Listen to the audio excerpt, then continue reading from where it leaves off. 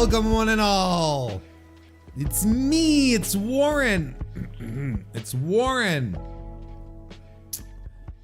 And it's Friday. It's a special Friday night stream of the MrWarrenHayes show. Usually we do this on Thursdays. And then let you all know yesterday that because of personal reasons, but why am I trying to be cagey about it? I had family coming from out of town that were arriving yesterday, so I was like, well, we'll bump the stream. We'll just do it on Friday. And it is here we are, Friday, a Friday night stream, and oh, what providence, what divine intelligence that I decide to do the stream on Friday tonight, considering everything everything that's happened and is still happening and still going on right now. So, you know, it might, part of this stream just might be some breaking news. You know, who knows how this is gonna go. It'll go perfectly like a WarrenHayes stream usually does.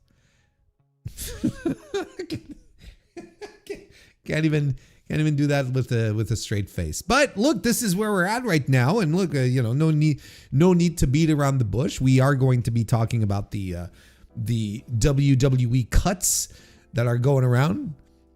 We're knifing around. Cut indeed. DJ Convoy, nice to see you. Welcome to the chat, brother, who also happens to be a member of the MrWarrenHayes show channel.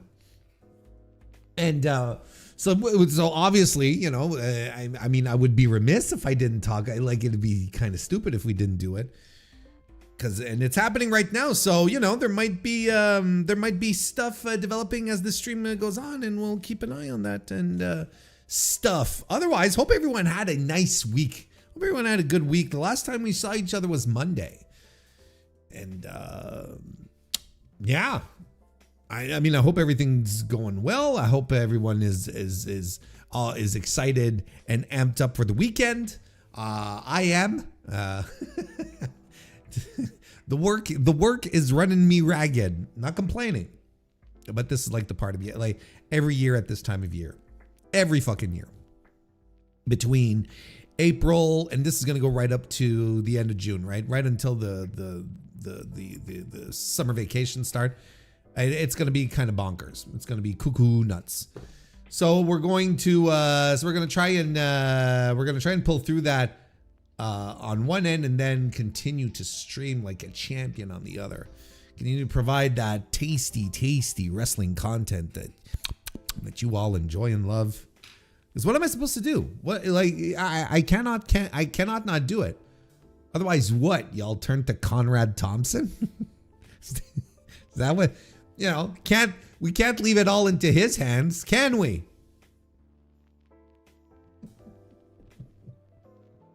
But yeah, no, I had a good week. I had a good week overall. Nothing necessarily outrageous to report. Just like I said, it was very work oriented. Families in town, and here we are. Just here we are. But I'm excited. I'm looking forward to this. I'm looking forward to jumping into all of this. Oh, started playing Vampire Crawlers. That's a follow-up to the very successful Vampire Survivors, which was tremendous. And holy smokes, is it fun. And it's not even the same type of game. It's more like a Slay the Spire / dungeon crawler a la Morrowind type of thing. I really like it. Highly recommend it. Not that expensive either. Incredible stuff. So yeah, that's the big stuff. Love, why don't we start saying hello to the chat? We already said hello to DJ Convoy because he's so important. We got D. Owens is here as well. Nice to see you, brother. Welcome to the chat. Also a member of the channel. I'm watching my daughter drive go-karts and listen to the stream. Hey, I belong. I think go-kart venues is where I belong. Try to get the guy to put me on the big screen. Mr. Antox, nice to see you and welcome. Haven't been this interested in developing news since we live watched TNA on AMC in January. That is something I would not do again. Monica Lucero, nice to see you. And hello from Long Island, New York. Welcome to the chat. Maggie O'Kenna, nice to see you. Welcome, member of the Mr. Warren Hayes Show channel. Hope you're healing up well, brother. Hope you're doing fine. Big Man Dogs, nice to see you too. Welcome. Glad you enjoyed the vampire crawlers as well. Kindred spirits in that regard. Before we get into it, let's talk about Omaha Steaks. I don't know. Look, if you're not hanging around social media, specifically Twitter, for the past like 24 hours or so, you have no idea why I'm making fun of Conrad Thompson. And that's fine. There's no reason for. Yeah, I really mean it's really not all that important. It's interesting for other reasons, but I don't know. Maybe we'll talk about it. Maybe not. I don't know. We've got other fish to fry. But before we do go on, the Dynamite review is out. It's been out since yesterday.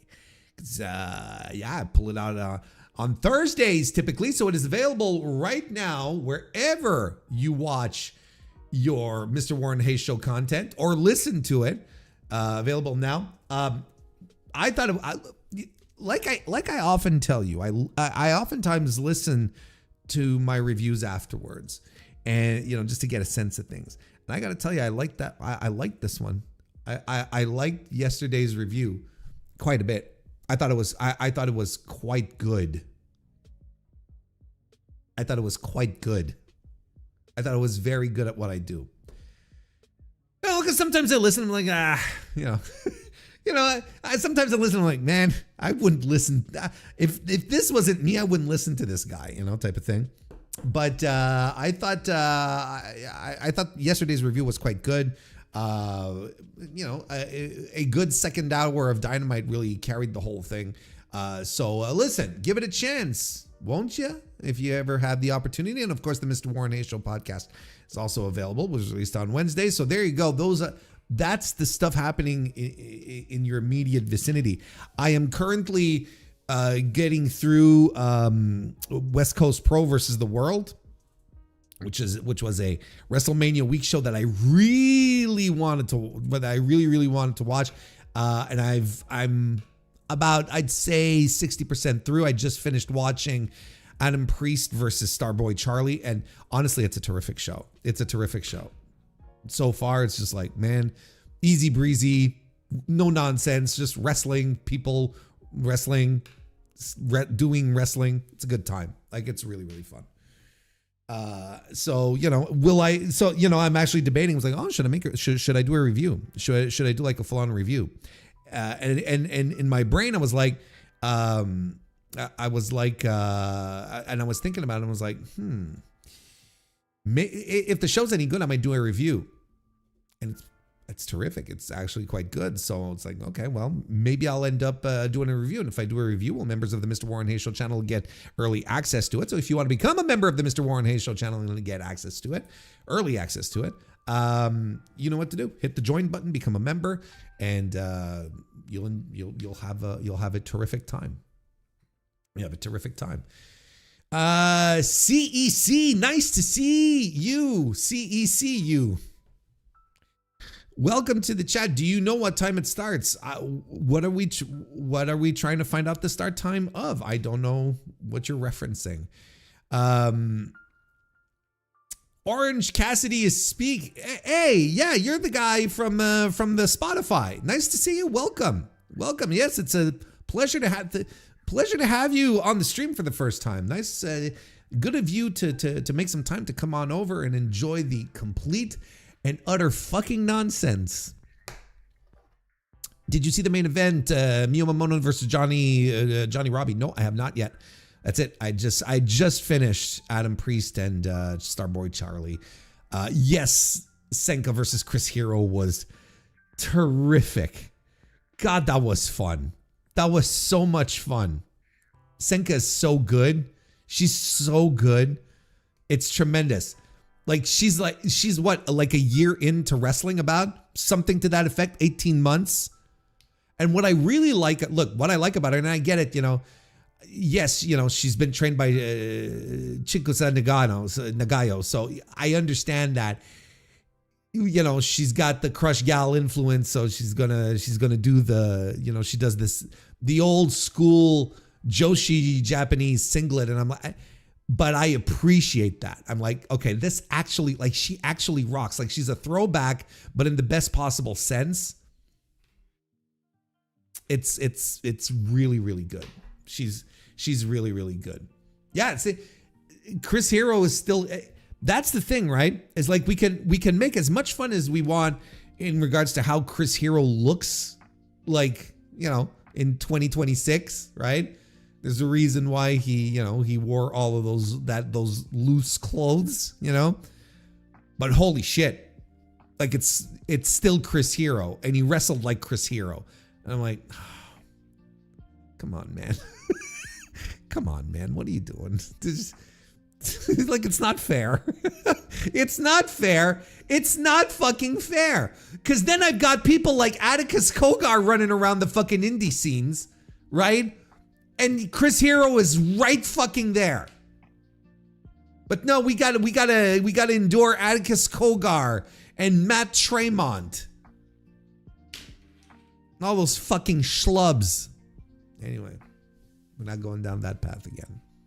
I think Darby versus Ciampa was incredible. Wish Darby was more formally announcing a change to the number one contenders rule, like a reverse Samoa Joe. Felt a bit odd seeing Ciampa get a world title shot. See, I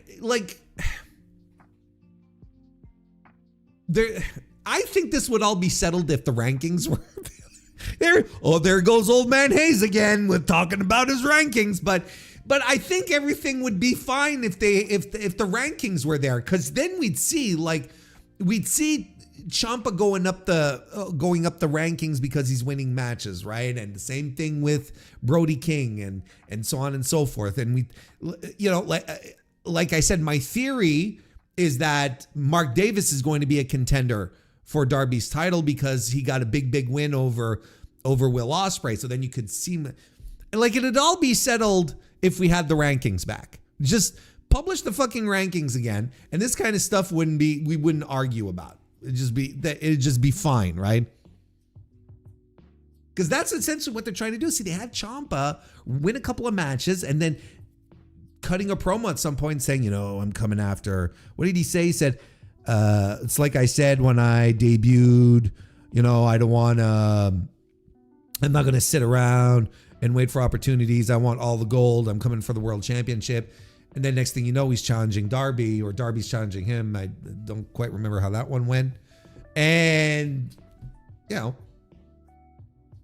this is where we're at now. Like, this is what happens. Then you get the match. But I mean, are we going to bitch?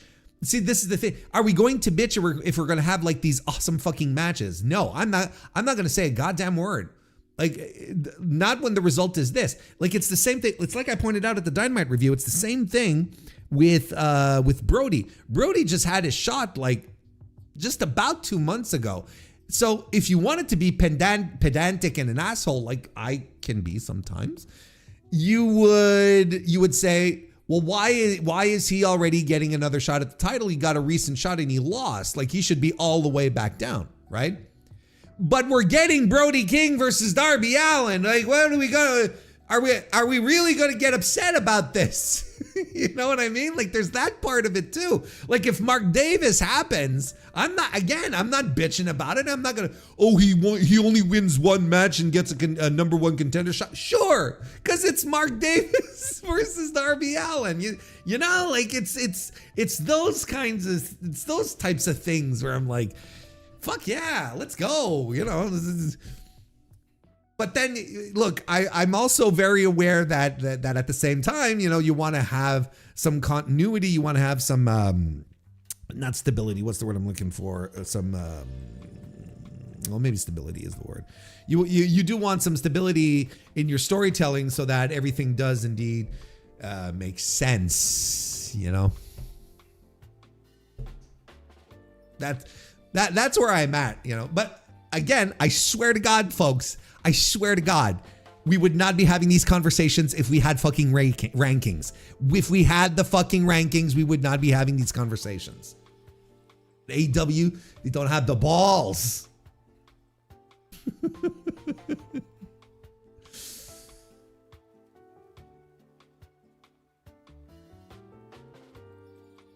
Mackie, nice to see you. Welcome to the chat. They don't even need to show them on TV. Just have them on the website and app, and then put the numbers. Exactly, Mackie. We are connected. We're soul brothers, sisters. we're connected. They don't. The rankings are for us nerds. You don't have to put them on TV. That's it. Just put them on, just like they used to do. Put them on the TV. Put them on the fucking website. That's all. That's all. They just don't have the guts. Fucking cowards. But they do have, like, they're doing ranking related storytelling all the time since January. It's all been ranking related stories. With all the stuff with the number one contendership with Kenny and Swerve and Andrade and Hangman. It's all ranking stuff without the rankings. And I'm like, ah!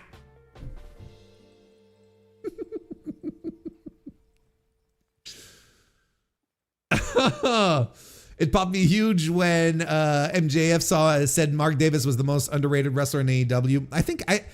I honestly believe everyone likes Mark Davis backstage, and he's such a workhorse for real, and he's a professional, and he's great at what he does. And I think also everyone recognizes the start-stop nature of his pushes that he's had since coming into AEW. And look, he's on the island. Tony's booking him. He's on the island. So, like, good for him.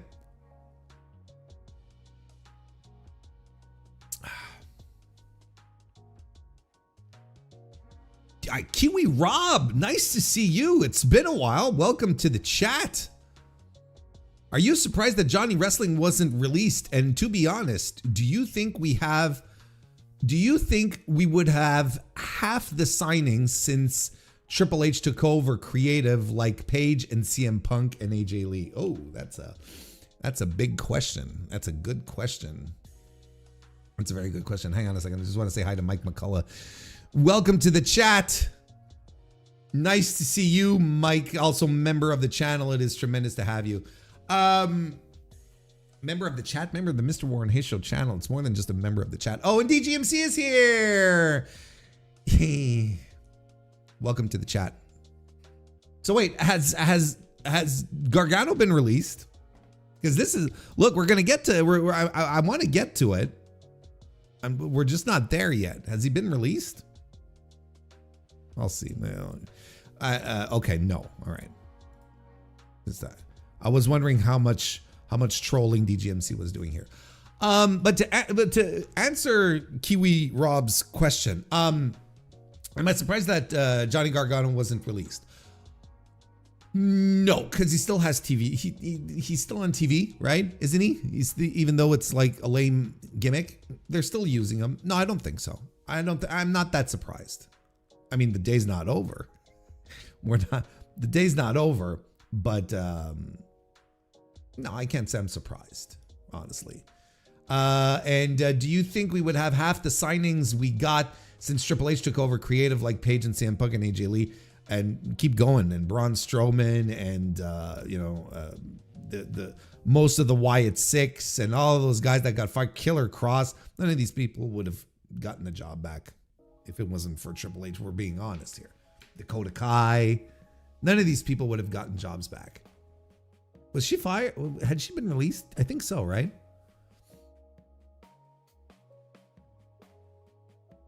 But CM Punk, AJ Lee, the Bellas all coming back. Look at that. Look at all these people fight. Like, remember, the first three people that were announced to be released were Nikki Cross, Zoe Stark, and Kaylee Ray, right? And I'm like, look at that. What a trade. What a trade. What a trade. Zoe Stark, Nikki Cross, and Kaylee Ray for Paige and the Bellas. It's that meme, right? It's like, I receive, you receive. You know, it's that meme, right? Going back in time.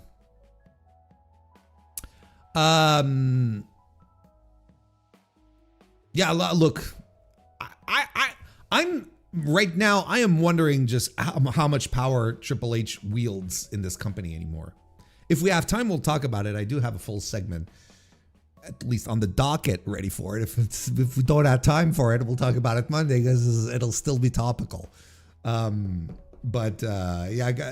like I even question how much power Triple H actually does have, because the more things are going forward with WWE and TKO, the more it looks like Triple H really is just like a middle manager more than anything else. So, but yeah, I mean, you know, would we have gotten all of these great signings? Like I think CM Punk, I think yes. I think AJ Lee, look, AJ Lee is a CM Punk move, let's be honest, right? But Paige really did come out of nowhere, I find. Like, I don't know. I mean, at the same time, this is, you know, WWE is where she belongs. She was not a fit in AEW, but I mean, she shot herself in the foot on her debut night on AEW when she was patting everyone on the head, right? She literally patted Tony Storm on the head, you know, because she was like, okay, the big star is here to save the division. And, you know, then you had Britt Baker standing up for her, who was supposed to be the heel. And she was like, no, we don't need saving. And you're like, no, they don't. It's just like, no. Anyway. Look, you know, it got off to a terrible start. It was a terrible run overall. It is probably Tony Khan's worst signing ever, I'd say. Paige Saraya. I think it's the company's worst for the amount of money she had to be. She asked for to be hired, and then, you know, all of the accommodations that were done for her, giving her the Wembley win, which is still preposterous, giving jobs to her family. Like, it is, she literally was Tony Khan for the return, literally the worst hire that he did. The worst signing. So good for her if she's back in WWE and she's gonna have a good time. I wonder if they removed the rankings because wrestlers got upset about being ranked so low. If so, it continues to, you know, I continue to purport that the biggest marks are inside the ring, not outside the ring anymore. Fucking rankings. It's just this storytelling device. Jesus Christ, get over yourselves. Warren, on tonight's stream, I hope you remember the weight of your word carries into space and to be a little more measured with your criticism.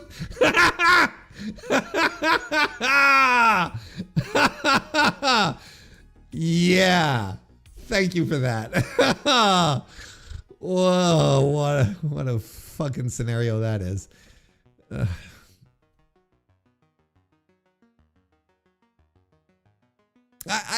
I'm so close to telling my Conrad Thompson story, and it's not even that great a story. It's just like, but I'm so close.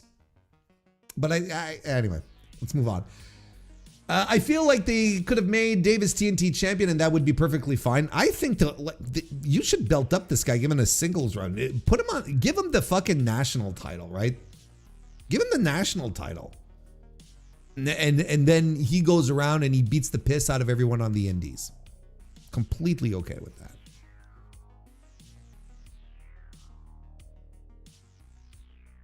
Travis, nice to see you. Welcome to the chat, brother. Also member of the channel.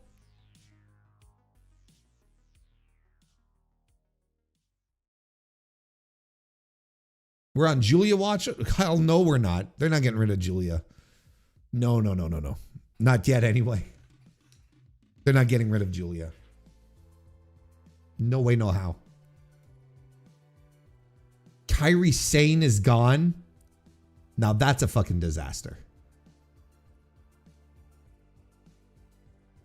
Motor City Machine Guns as well.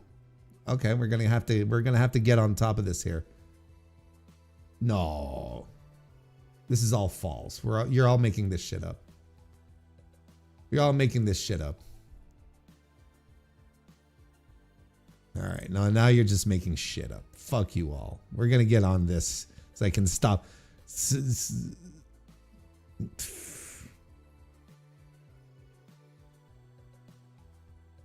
Weren't the collision cops big proponents of getting rid of the rankings back in the day?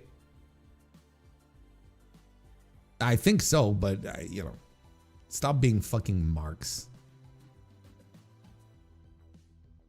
Chris Jacobs, nice to see you. I'm the triple OG. That's right. You welcome to the chat. All right, that's enough of the music. Enough of the good vibes. We're gonna start talking about people losing their jobs. That's not what I meant. You know, I didn't know how to pull myself out of that one. Take it away, Jacques. How you doing, everybody? I'm Jacques Moliere. Just let me tell you a little bit about myself. I'm a nunchuck master, and I represent NWA, Mountain State Wrestling. Hoo-yah!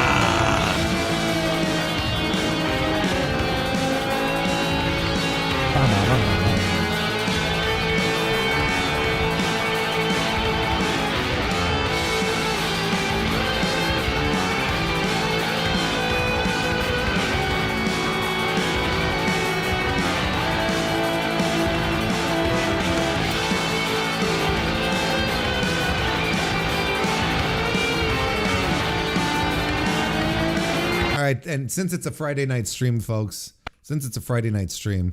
we're also getting MC Jacques. How about that?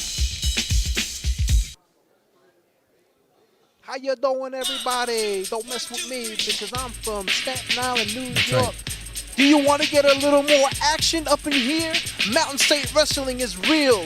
That's real. right, you can't say it's fake. How do you get hit with a steel chair and walk away and say it ain't all right? No. Because it is all right. It is all That's right. what we do here. If that's Because what we they do. hardcore. It Mountain ain't State all right. Wrestling. Represent West Virginia. Take it back to New York City. Back in the street. When we was keeping it real, rocking that beat. All right. Who cares about the short guy? What a flow. What a man of multiple talents. We're all ready to go here. All right. We don't need to pull up the doc. God damn it, my retinas.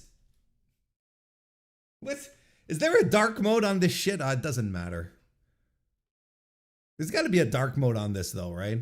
Holy moly. We'll just do this here. Down there. That's better. That's much, much better.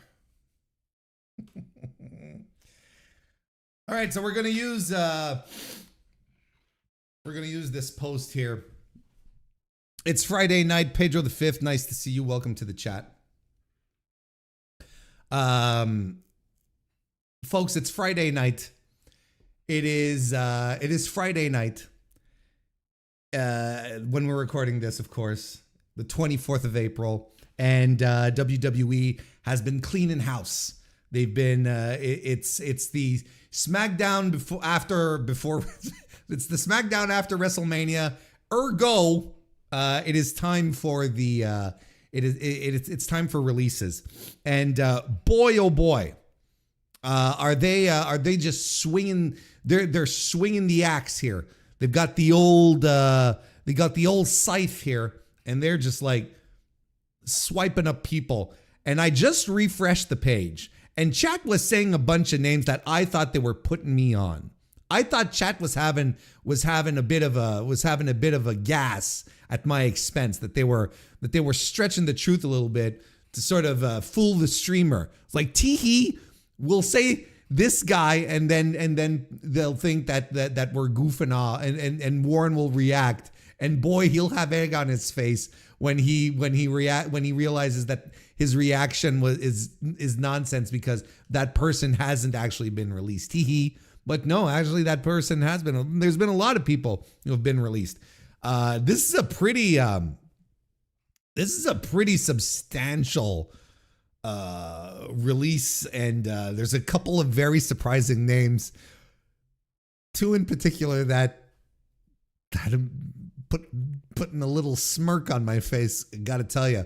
So I'm recording this as everything is breaking news, right? As we're going along. So so maybe there will be some new information that will appear as we go along. But as it stands right now, well, the first person to be released from, or at least the first person that was announced that we found out was released from I say released.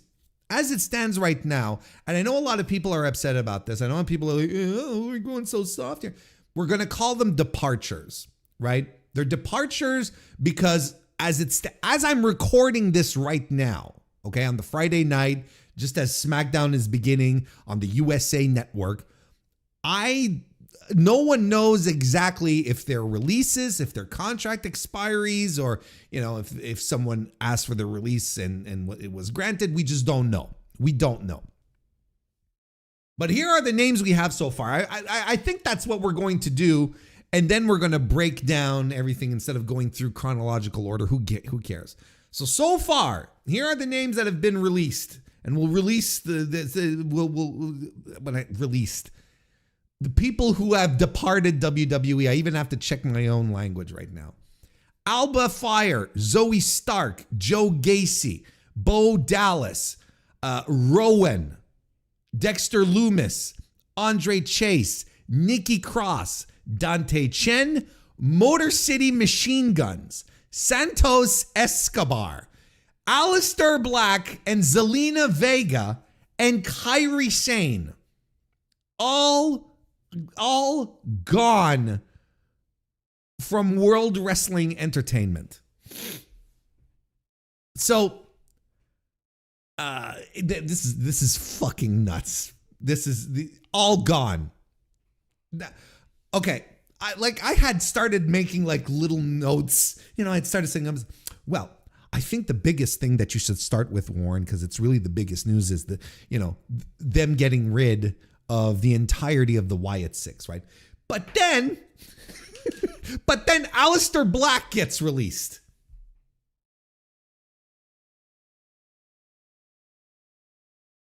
Aleister Black, who could not fucking wait to get out of AEW, who just could not wait for his contract to be up and hit the fucking bricks so he could go join Papa Paul Levesque and all of his pals over there, because Tony Khan didn't want him to do spooky supernatural stuff. He wanted him to be a professional wrestler. Sure, like you could cut your promos in the dark or whatnot, but he didn't want he didn't want the goofy things. He leaves a year ago. Just about over a year, something like that. When did he leave? AEW, I mean. Hang on, we're all checking frantically.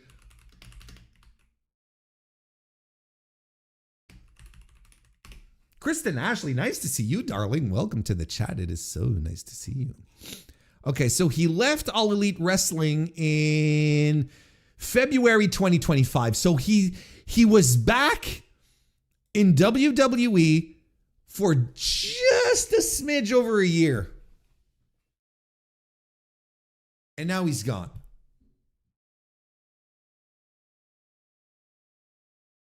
That is crazy, folks.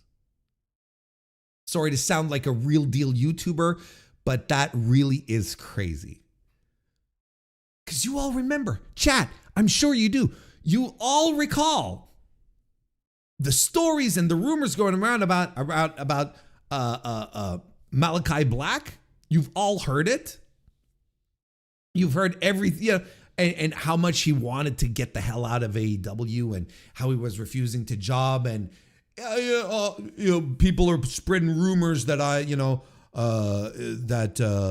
I'm not on TV because I don't want to work. Well, I'm here to tell you that that's not it. I just had to recalibrate. All of his fucking recalibration sessions, right? All of his recalibration sessions over and over again. and then develops a terrible reputation backstage that seeps into the fan base. Then people start realizing, and say, hey, you know what? This guy kind of sucks. He's kind of not a cool guy, you know? And he could not wait. He could not wait to get the hell out of Dodge. He really couldn't. And now he's back on the free market.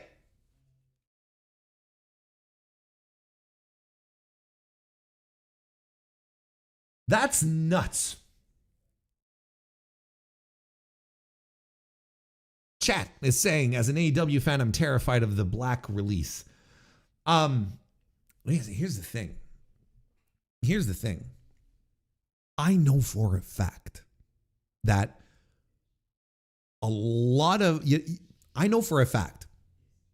in a lot of interviews that AEW talent gave since the Malachi Black release, you know, when they'd go on podcasts and whatnot, and it didn't happen very often, but when it did happen, you know, you'd have talent talking about, you know, how the mood is lifted, you know, the problem people are gone from the company, right? You know, all of the squeaky wheels that were, you know, that gave off bad vibes in the locker room, they're all gone now, right? You remember? I know for a fact that Malachi Black was one of those people. He is not welcome back in that locker room. This is a guy that people are not excited, would not be excited to have back. Like, it wouldn't be like a CM Punk returning, where CM Punk just, like, you know, he was an atomic bomb in that locker room, right? But, you know, Malachi was what he was, right?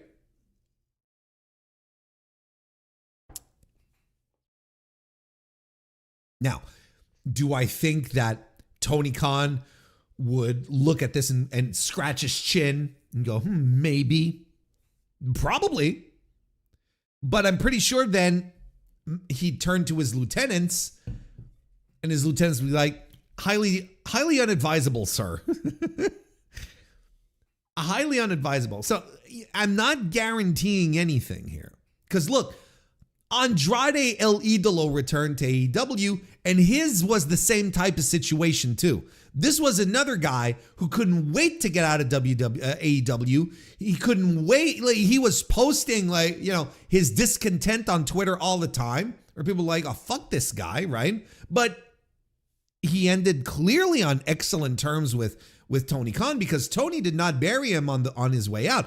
Remember, he put Andrade in the C2 all the way, yeah, and Andrade had a good showing in the C2. He wasn't buried. Like, didn't he finish second in his block or something? His league, excuse me. Something to that effect.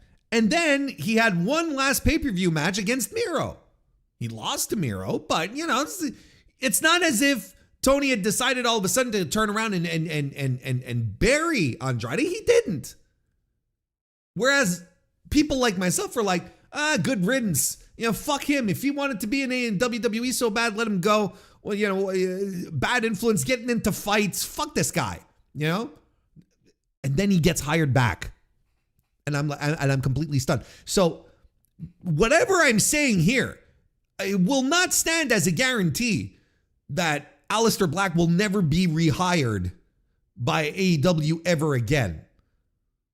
In fact, I think the company is absolutely fine without him. I don't know what Aleister Black brings to a 2026 AEW. Quite frankly, I don't see it. And it's crazy because this is a guy who had, he was so close to having just like everything in his oyster. Remember this, like even outside of the awesome NXT run that he had, because he did have an awesome NXT run, when he was on main roster, do you remember this? He was on an undefeated streak. He had won like 20 matches in a row, undefeated. He was a Paul Heyman project at the time.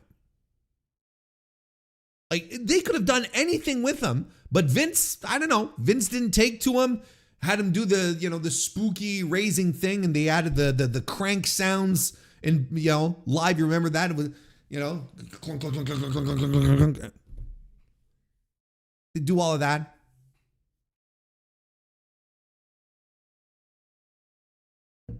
Crazy to me. Is it like, and I don't know what you do with Aleister Black. Here's the thing, because so this is what we're going to do with all of these releases. We're going to be like, well, Warren, what do you think we should do? I don't know what to do. And Chad is pointing it out very, very clearly here. If only TNA was a competent promotion, and TNA in the I was going to say ecosphere, Jesus Christ, in the what ecosystem, Christ, in the ecosystem of professional wrestling.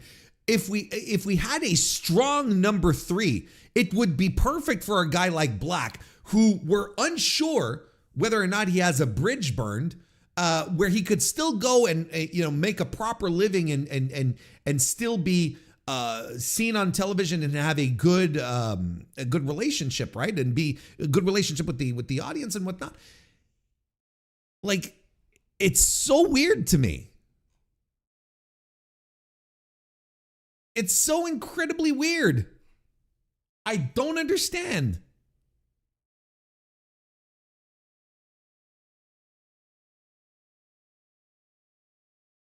It'd be so much better if we had a TNA that was strong and capable, as opposed to, as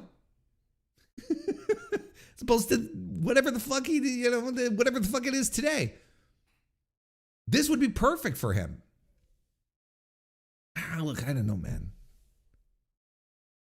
Look, I don't personally, I don't want him back in AEW. And this is crazy. It's so nuts, because I really like Tommy and Aleister Black. I used to have a t-shirt. I used to be a big fan. But look, 2026, I don't want him in AEW. I don't think AEW wants him either. I don't know where he can go. MLW, yeah, maybe. Go fight, go hang out with fucking Dijak and Bishop Dwyer, But, there's no point in him here. I don't know what you do with him. Go on a Japanese run? Here's the thing. I'm pretty sure any Japanese promotion would gobble the guy up. That I'm convinced. He has the Muay Thai. He's a good fighter. Like, his work is not the issue. I don't think anyone has an issue with Malachi Black's work. It's the attitude and it's the creative ideas he gets. Look, you joke, but Malachi Black All Japan return would be pretty cool for him. I think there's places that are just, but they can't afford them. That's the thing. Like, All Japan can't afford them. Noah can't afford them unless they crack open the cyber agent bank. Like, the only people who could pay for them are New Japan. And right now, let me tell you, I think New Japan should be careful with their gaijin wrestlers, because I don't know. Look,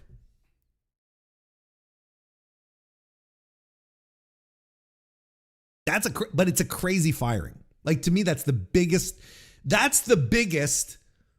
firing from this list here. The one that makes you smirk.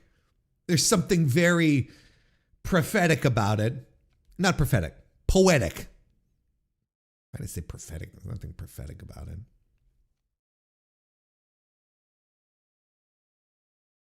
MLA all day, nice to see you and welcome.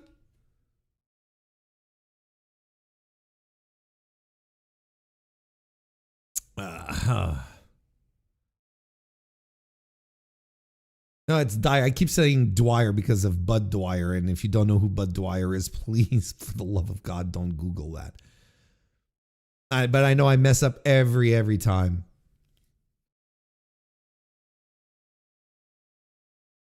NWA just got a TV deal on Sinclair. NWA sucks, man. I mean, I mean, his own stock is going to drop if he goes there. That's the thing. Foreign Ace House of Torture, Malachi Black. I mean, if he wants to go do things with, with Ren Narita, go right ahead.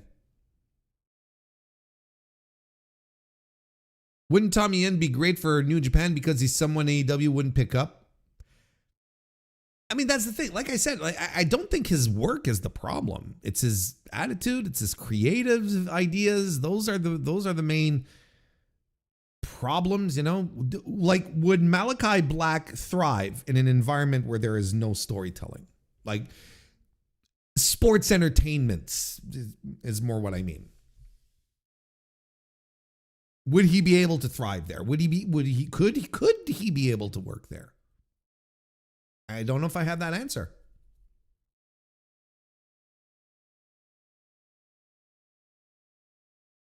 Aleister Black was at one point supposed to have Pat's role, Pat McAfee's, that's right. So that's a rapid decline. Something happened. I'm sure something happened. Something just went click. I don't know. It's too strange. A year in, like, if we're being objective here, what has Aleister Black done in the past year? Period. But what has Aleister Black done that would warrant WWE to say, no, this guy stinks, let's get him off TV and fire? There's got to be something else. This is one that kind of stinks to high heaven, especially since his wife got fired as well. So that's also really weird to me. Let's talk about her, Zelina Vega.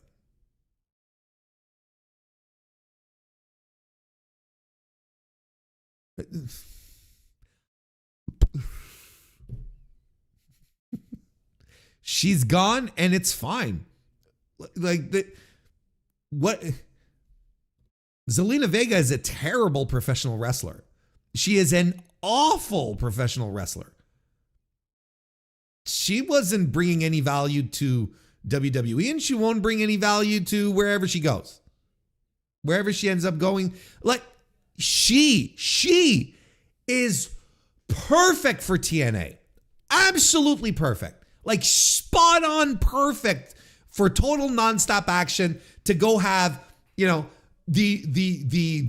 most 2-star match you'll ever seen against Indy Hartwell, a 15-minute co-main event on fucking, Slammiversary. Perfect. That's what she'll excel in.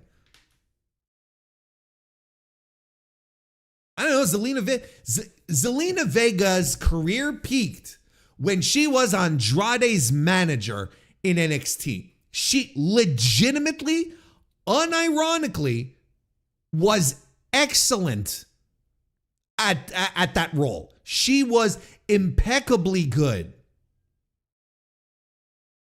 I don't want to see her wrestle. No one wants to see this woman wrestle. She stinks. She stinks. So, it's fine.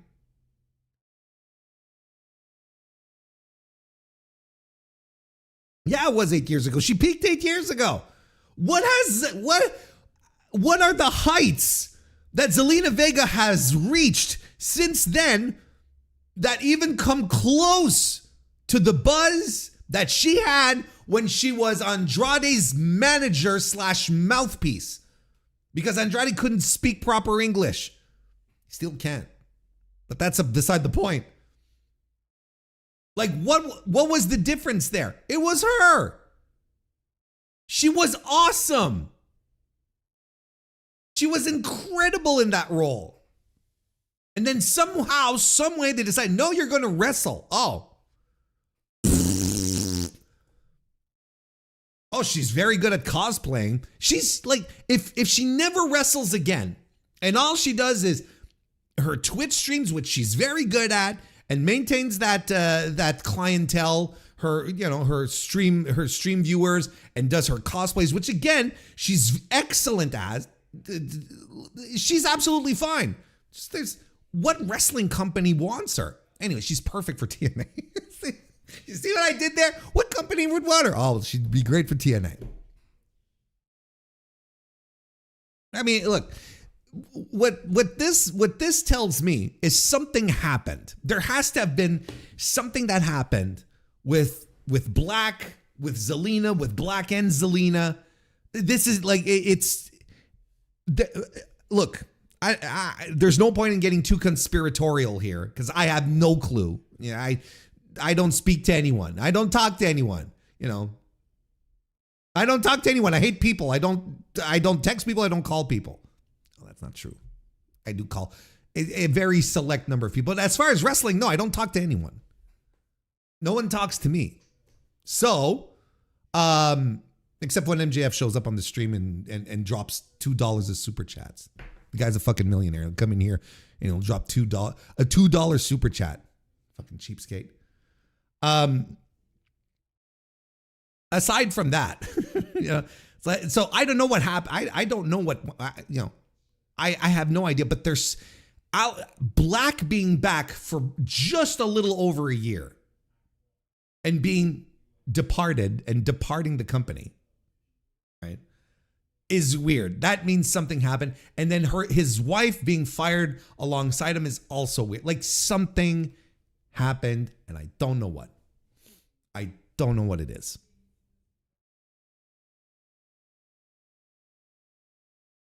It's funny because a lot of people were under the impression that he was protected by Cody. I don't know why. It's very odd. Anyway, to me, that's the biggest release that we've had so far. Kairi Sane being released again is, well, hang on. First of all, let's go into the chat a little bit.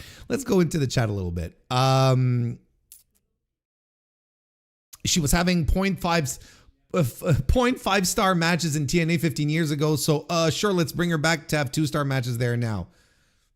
I mean, there you go.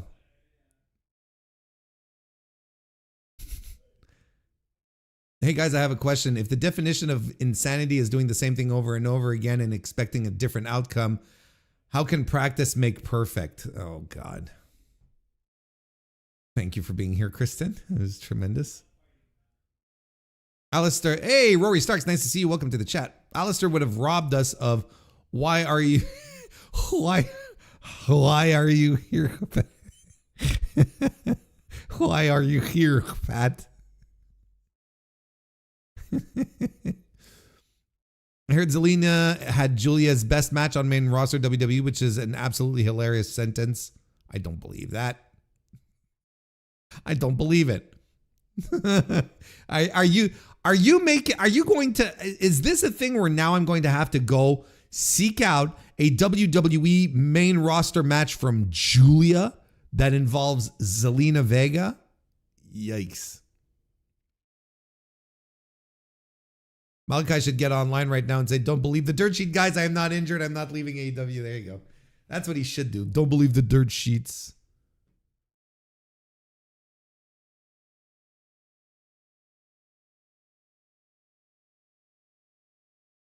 What? Complaining to PW Insider to add her to the news that she was attending the Crunchyroll Anime Awards because Mercedes was there. That's it. What? Is this a thing that happened? Is this recent? Is that why she got fired?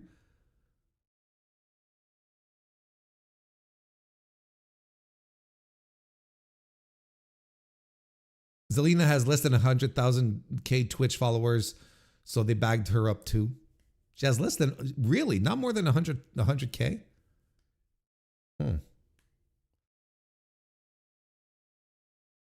Huh.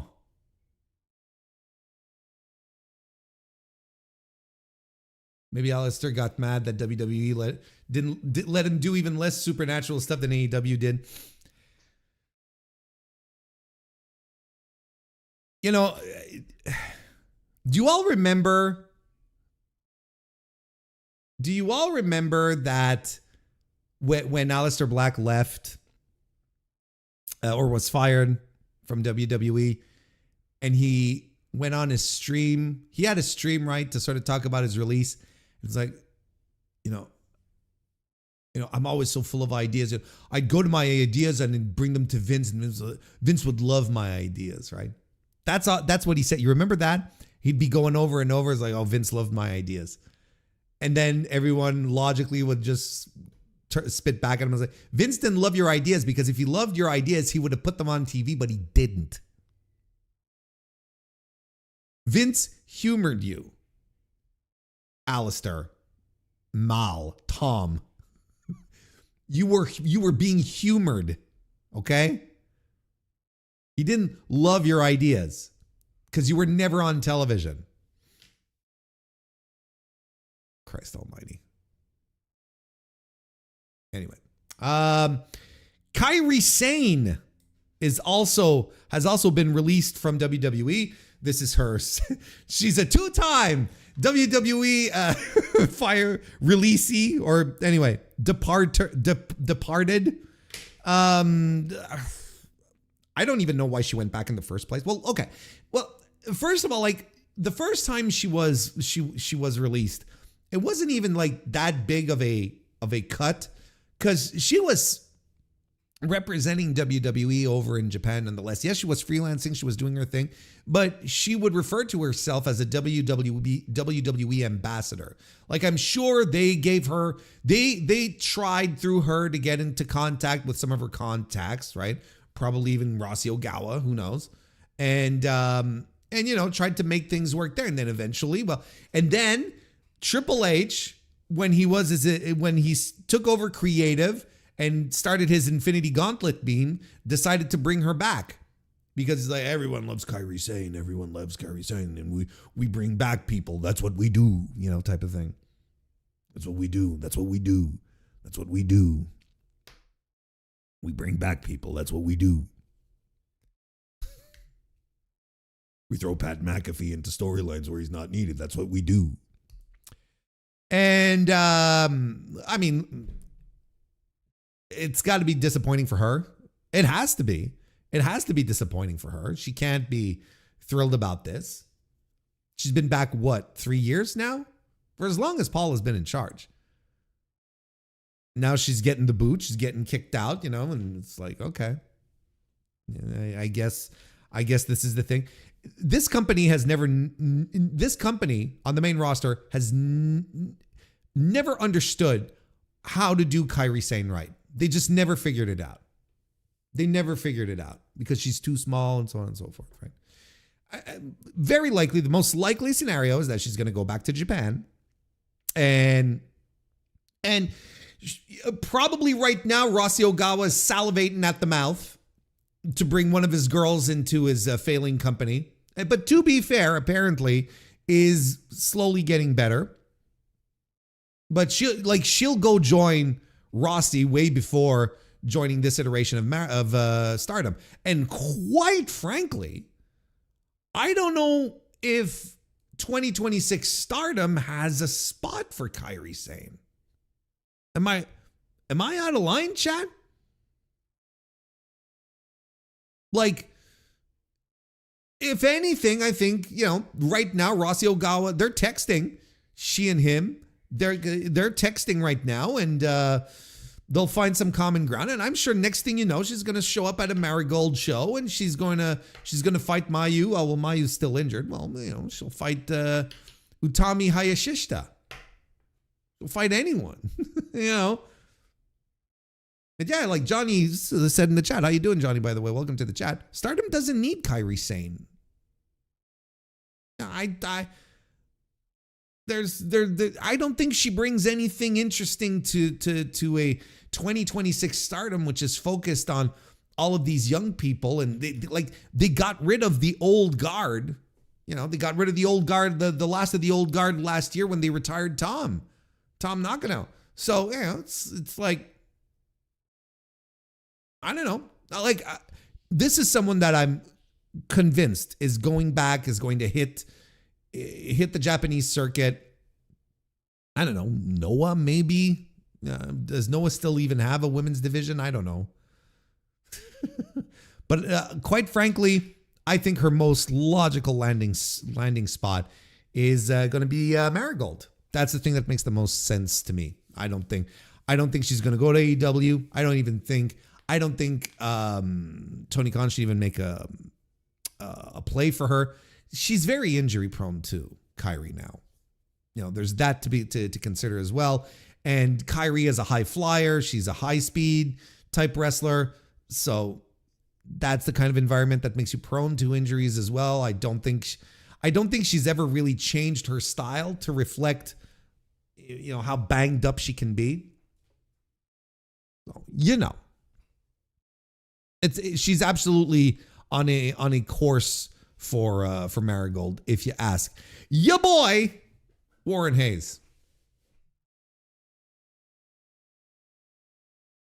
WWE chose to bring Saraya back, have her work Mania, and get a title instead of having Asuka and Kyrie on the card. Well, now we know why.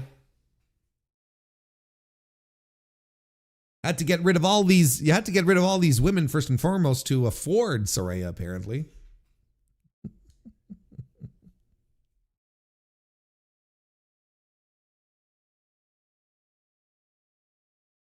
I believe the narrative is that 2026 Stardom has passed Kyrie by. Sure. Yeah, absolutely. They rebranded Noah Monday Magic to be a Wrestle Universe show. Oh, okay. Maybe.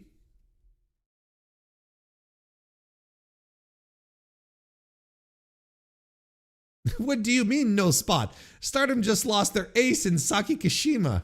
Oh no. What's going to happen? All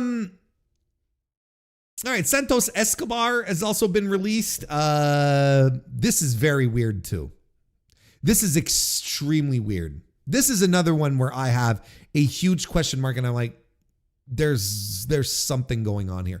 Because if memory serves me correctly, Santos Escobar, just a couple of months ago, right? Just a few months ago, not a full year still, was his contract came up and it became a huge thing on social media. And then WWE sort of scrambled to re-sign him, right? Because he wasn't sure he wanted to re-sign. And he played the field and he got a bigger contract. That's what was reported. And then they were like, okay, we're going to make... The rumor was that he was going to be the centerpiece of AAA. And then he gets a triceps tear. Chad is confirming. It is a triceps tear. And he's been injured. He's currently out. And they fire him. Or, excuse me. And then he departs the company. Let's assume that this is a firing. And in this circumstance, I really do think that this is a firing because the ink has barely dried on the new deal that he signed with the company. Okay? It's barely dry. This guy was fired. I am ready to speculate the shit out of this one. He was thrown away. Why? I don't know. But firing him while he's injured, that's fucking bullshit. That is bullshit. And that is a 100% TKO move. That is a bullshit TKO move. Guy gets injured doing your dopey little shows.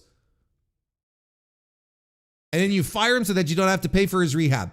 That's fucking bullshit. It really is. So it sucks for him. Like, it sucks that he was already out. But like the bigger story, it's kind of like Aleister Black. There's a big story here. There's something that happened. Or maybe I'm thinking too much. And it could be just like looking through the spreadsheet and going, we got to cut this amount of salaries. And they just decided to go with him. They decided to eat the bullet. It's so fucked up. But it's legitimately fucked up. Because you remember, chat, right? You have to remember that the big to-do that was around Santos Escobar, and then WWE fans didn't want him to get fired. You know, they didn't want him to go away, despite the fact that he was never on TV and all that. It was very much akin to Killer Cross. And it was very much like Killer Cross, to the point that people were making fun of Killer Cross because Santos Escobar got the deal when Killer Cross wasn't able to do it. So what's next for him? If I'm AEW, I don't need the guy. What does he bring to the table that we don't already have? Kind of thing. Appearances in CMLL. Well, his dad is still there. This is maybe. I don't know. I don't know. But AAA's off the table, clearly. And how injured is he? How banged up is he going to be? This is going to be something that we're going to keep an eye on over the next couple of months. But CMLL, I guess it'd be an open door for him. Be an open door for him to work with the partners at the same time if this is something he wants. But that's the thing. See, here, this is the issue. He gets fired from WWE, and you're like, oh well, he can go back and work in Mexico, but he's only got one place now to only go work in Mexico. You see how this WWE shit buying up AAA, how it's harmful, and it's the same thing. The TNA relationship and all this. All of these things are harmful. Because all they end up doing is putting the squeeze on talent where they can't work, and they can't as easily find work because they have stuff that they can get rid of.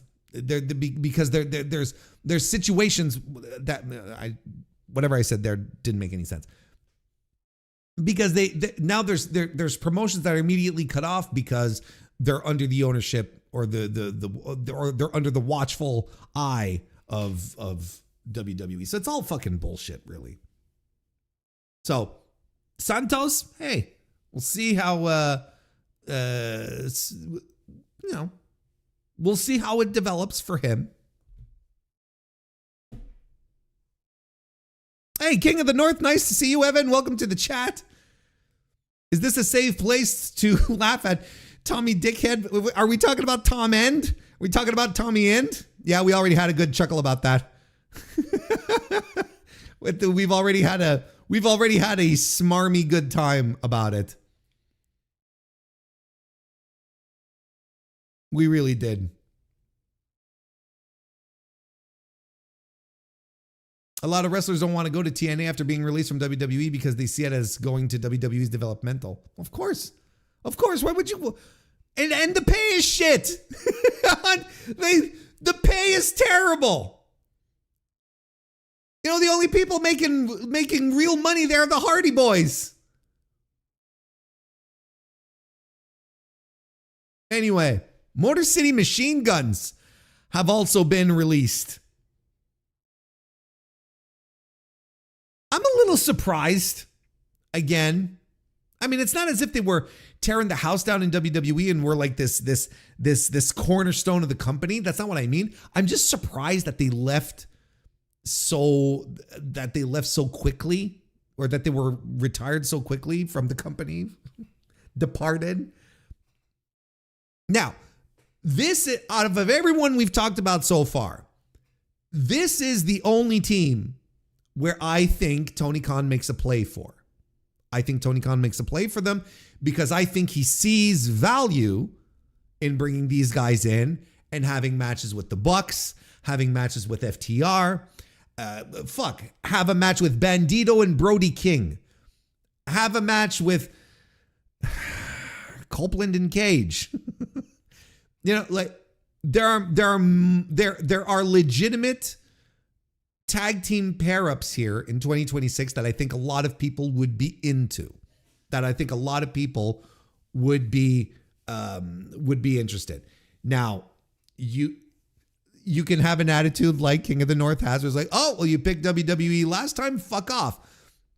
But I think this is more a situation. Look at it this way. Tony Khan can get them on the cheap now.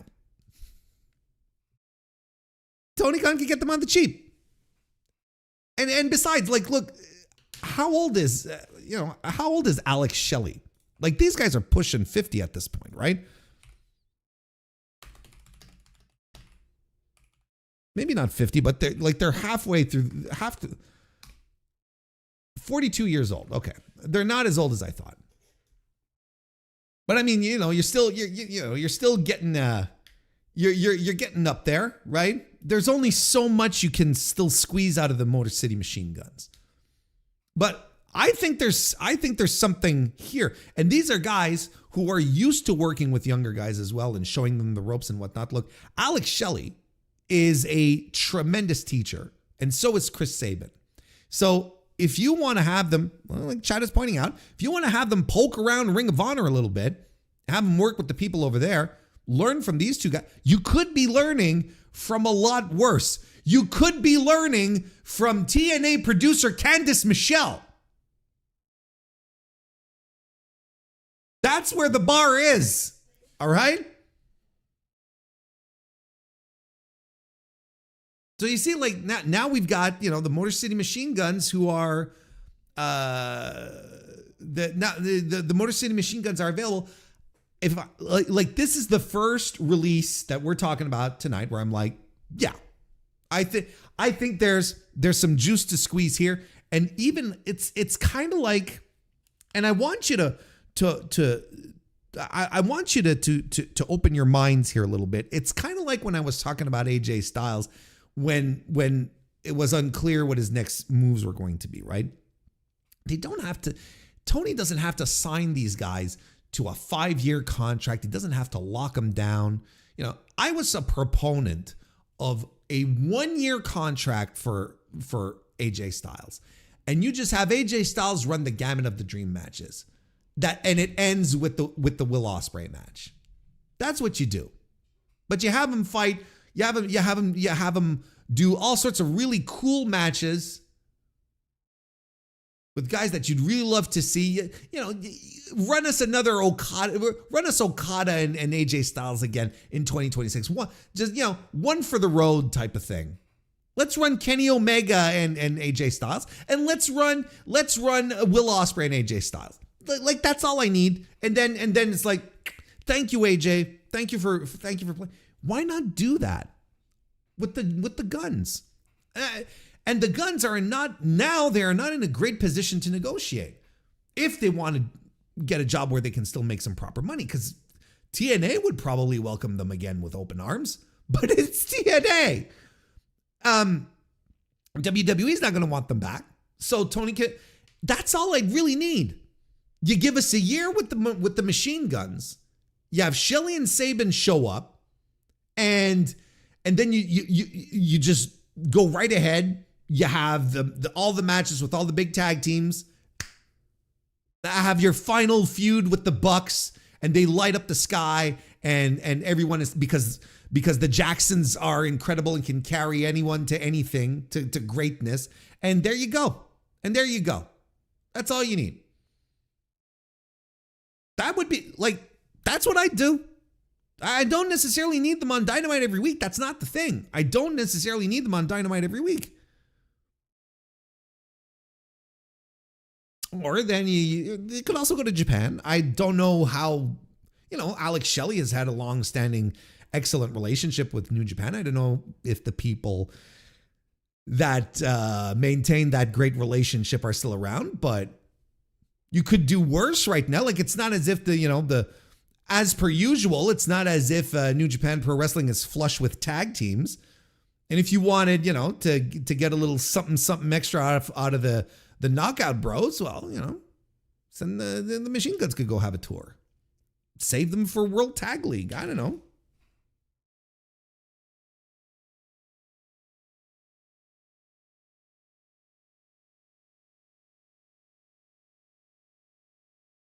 Anyway, I personally, I still think there's juice to squeeze out of the Guns. It's not as if the last couple of years in WWE have completely destroyed their bodies. But if you were to tell me, oh, look, they're going to head back to TNA, I'd be like, well, I guess. But then that's also new management, right? With Carlos the Dope Silva in charge. So anyway. We'll see. Motown Slim, holy smokes. It's nice to see you. Welcome to the chat. Black Friday indeed. You said it. Light up the sky, maybe a small Christmas. Hang on a second. No. Hang on a second. I'm pushing back here. You don't think the Motor City Machine Guns and the Young Bucks in 2026 wouldn't be a scintillating tag team match? Just hit the bricks. Hit the bricks.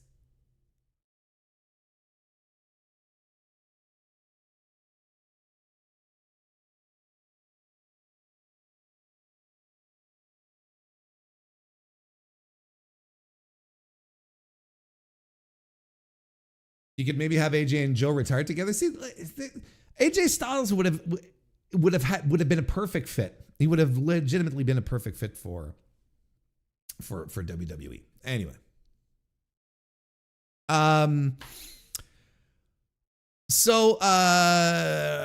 Okay. The Wyatt Six are all gone. Bo Dallas, Rowan, Dexter Lumis, Andre Chase, Joe Gacy, Nikki Cross. They're all gone. What a fucking disaster this was. And this is the perfect encapsulation of the times when mostly when I covered WWE back in the day, that I don't much anymore because I don't cover WWE as much. Not the shows anymore, but this is what I talk about this is exactly the representation of what I talk about when I talk about boardroom creative, right? Where they have this debut and they're, we're going to build them this way and that way. And the Wyatt Six were the talk of the town with their vignettes and the spooky entrances and the bloodshed that everyone forgot the week after. And, the attacks on Chad Gable and all this bullshit, right?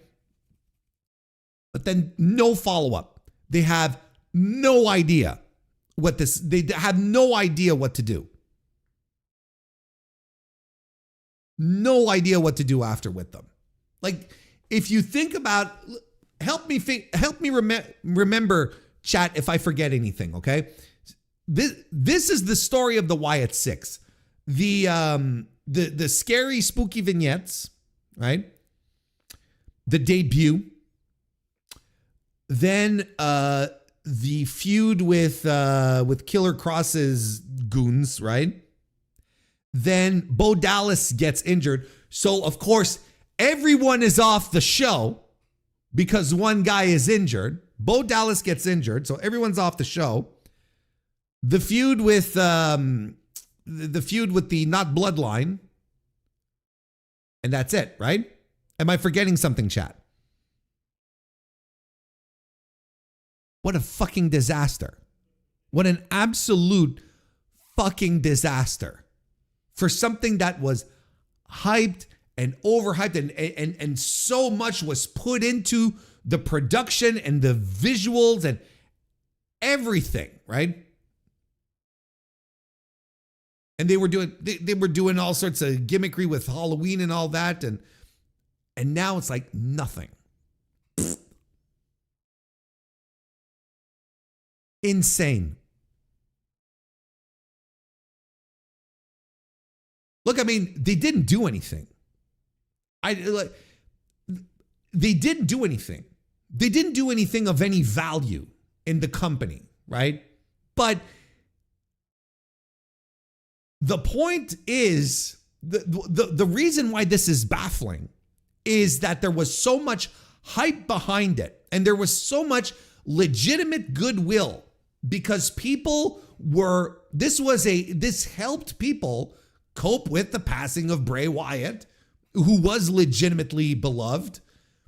And this was an extension of that, and people got behind it. But WWE Creative at some point just didn't know what to do. They didn't know what to do because, the ChatGPT program, whatever AI they were using for their creative, didn't know what to do with them. They probably came up with some really off-the-wall, goofy ideas, and they were like, oh, we don't know what to do with this. We can't do this on a wrestling show type of thing, right? So now they're all gone. They just got rid of them all. Just a clean fucking sweep. What a fucking disaster.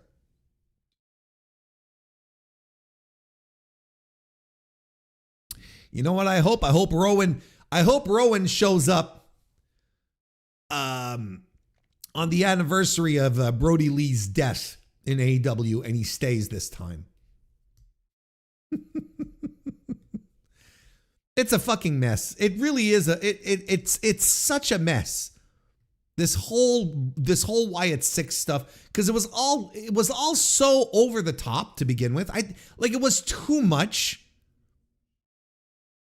It was all too much, and it preyed off of the goodwill that everyone had for Bray Wyatt, who had just recently passed away. And everyone, I don't want to say everyone, that'd be a generalization, but a lot of people had a true to form soft spot for Bray. So all of this was preying into these feelings, these emotions, and it all just boils down to nothing. It's just a complete mess. This is one of the most disappointing things that WWE has ever done. They completely reneged on anything that they wanted to do to honor Bray Wyatt. It never really happened. It never came through. It's extremely, extremely sad. Yeah, exactly, chat. Fizzled out with nothing to show for it. Nothing.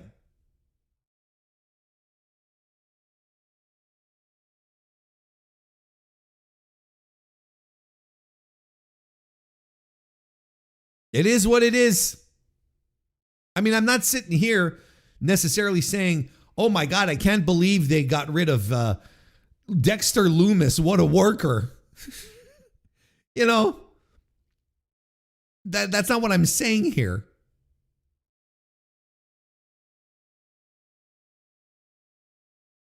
But this fucking sucks. Look, Nikki Cross did the right thing and went to get a degree. When she realized that she was never getting booked because Bo Dallas was dicking around, was hurt. I'm sorry. Apologies. That's not what I wanted to say.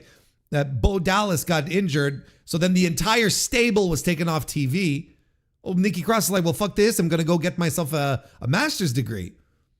Again, good for her. Now she can have an actual, like an actual satisfying career instead of going around playing, the dark spiritual sister or whatever the fuck, right?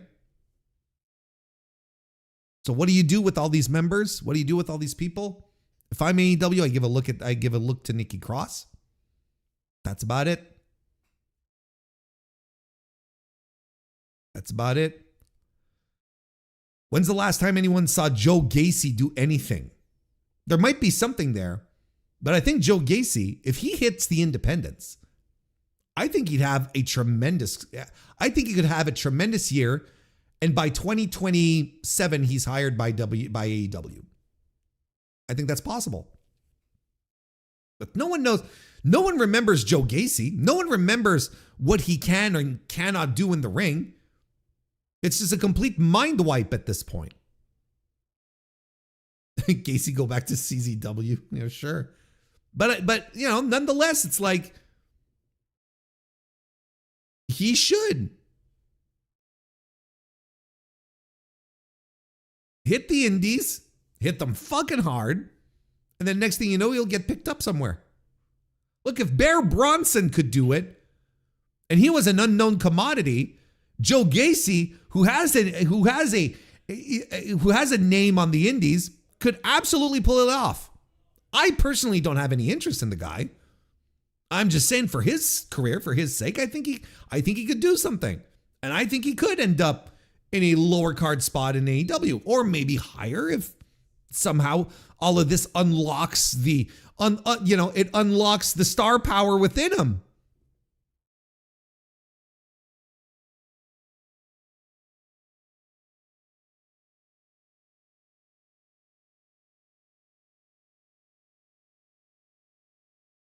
But Nikki Cross, I give a legitimate look at. Then again, when's the last time we saw Nikki Cross do anything interesting? But that's not necessarily any of her fault.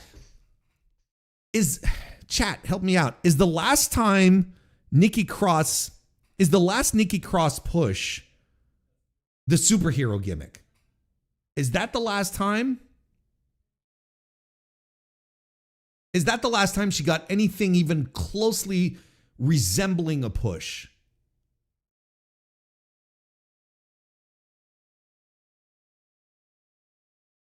Nikki ASH, that's right. Christ, it's been forever. This is a pre-pandemic thing.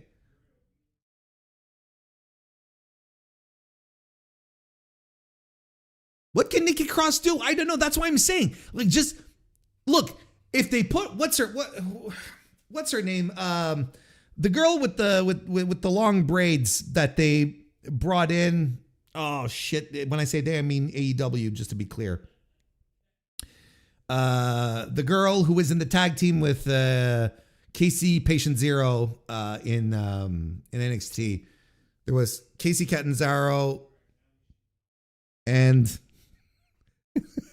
drawing a blank, chat. Help me out. Lacey Lane. Yes, exactly. Lacey Lane. Look, AEW brought in fucking Lacey Lane. You know, and Nikki Storm has always been a solid pro wrestler. We just haven't seen her wrestle in so fucking long. So if you're going to give Lacey Lane a go, you might as well give Nikki Storm a go and see what happens, right? No, I didn't mean her NXT name. I didn't say Katana Chance, did I?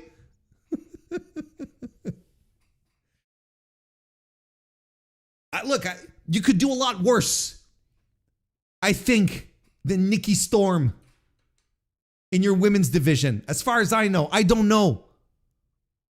Because we haven't seen her wrestle in such a fucking long time. Then again, maybe she has a degree and maybe she's like, yeah, you know what? Fuck this pro wrestling bullshit. I'm gonna go take care of this master's degree. Anyway, let's keep this ball rolling. Andre Chase is gone. I didn't even know he was still with the company. I didn't know he was still there. But then I remembered the storyline where Chase U like got broken apart because someone lost, and then what's his name? The other guy, and it's not important, you know. The other guy of Chase U left, and Andre Chase has been in limbo, right? He hasn't even been on TV. They haven't been doing jack shit. So I guess this was something that was just meant to happen. Andre Chase, man, I don't know. Just let it happen. He'll hit the indies. He'll be overpriced. He'll be in a weird spot. Alba Fire, Kaylee Ray, to me, that's someone that AEW should seriously take a look at. She was fantastic before she got sucked into the WWE machine. I think this is someone who's probably very hungry and wants to prove herself again. I think she wants to get back to pro wrestling. If I'm AEW, I absolutely give her a look. I bring her in and I do stuff with her. And something tells me she's got some people there to stick up for her as well. She's got some people hanging around the AEW higher ups that could put in a good name for her. And if Kaylee Ray showed up on an AEW show, that would be tremendous. Now, of course, like Pro Wrestling Eve is just, you know, perked up and they're like, hey, come on, let's do it. Bring her back, you know. Like it's not as if she'll be want to do. It's not as if she'll be looking for work. But out of everyone here in this list, she is the only one where I go, oh, maybe outside of the Motor City Machine Guns. But then again, the Motor Machine Guns, I'm like, short contract and get the maximum that you can out of them and then let them go. That's what I do. And I think there should be more of that in pro wrestling, by the way. Short contracts, get everything you can out of them and then say, thank you, we'll call you again. And if it works and they're over and, oh, well, maybe you could stick around a little longer. That's how I think it should go. But back to Kaylee Ray.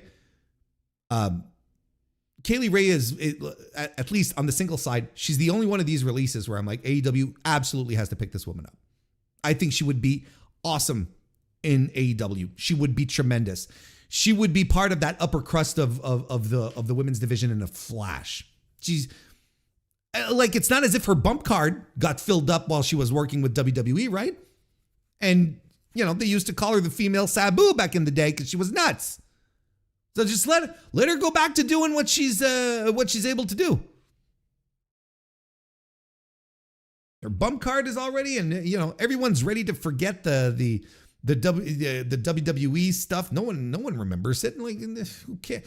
All the last images that I saw about her is that she was running around next to Chelsea Green and she was wearing a suit. So I don't know what's going on, but I don't care.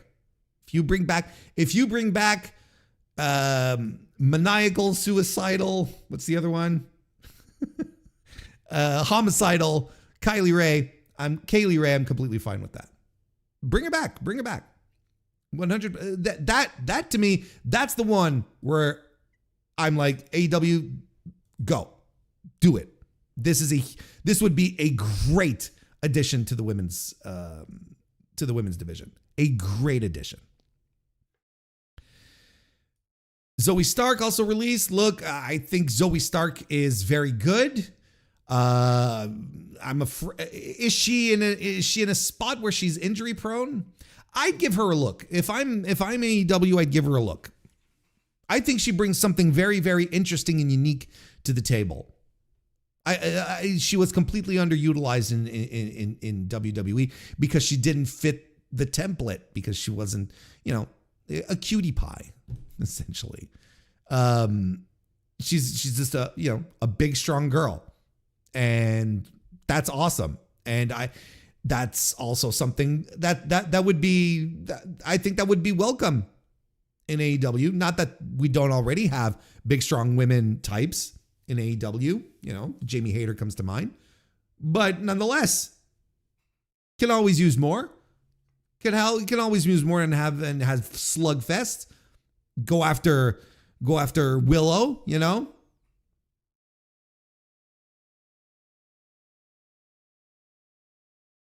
This is all good stuff. I think, look, if Lacey Lane can get a tryout and eventually get a job, because she's doing the Ring of Honor stuff, right? If Lacey Lane can get a job, you got to think that Kaylee Ray and Zoe Stark, at the very least, Zoe Stark can get a tryout and Kaylee Ray should get a job. I'm surprised that Piper Niven hasn't been shown the door. Not because she stinks. In fact, I would be excited at the prospect of Viper hitting the indies again and then showing up on AEW and being just how good she really can be. Because I don't think there's a lot of people who remember her from back in the day when she was working the UK indies and how fucking good she actually is for a big lady. She's really, really good. Let's give this a little refresh here. See who else has been fired. Wait, the list in. Oh, here we go. Tyson, Tyrek, Chris Island, Tyra May Steele, Sierra Linton, Trill London, Malik Blade, and Luca Crucifino were also released. Wait, Luca Crucifino, he was one of the mobsters, right? He was one of the Tony D'Angelo mobsters.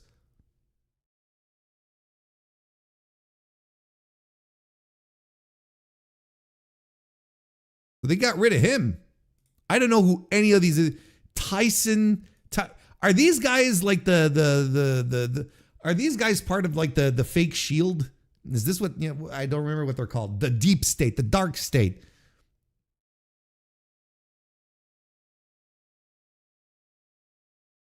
Not racial profiling. Just remember. Yeah, those names do sound made up. No, it's not those guys. Chris Island. I have never heard of Chris Island. Never heard of Tyra May Steele.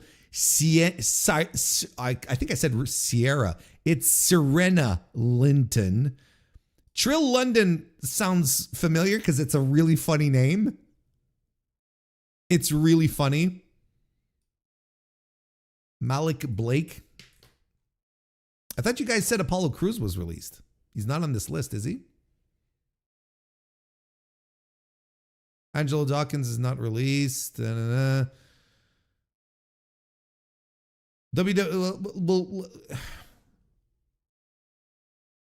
Apollo Crews released?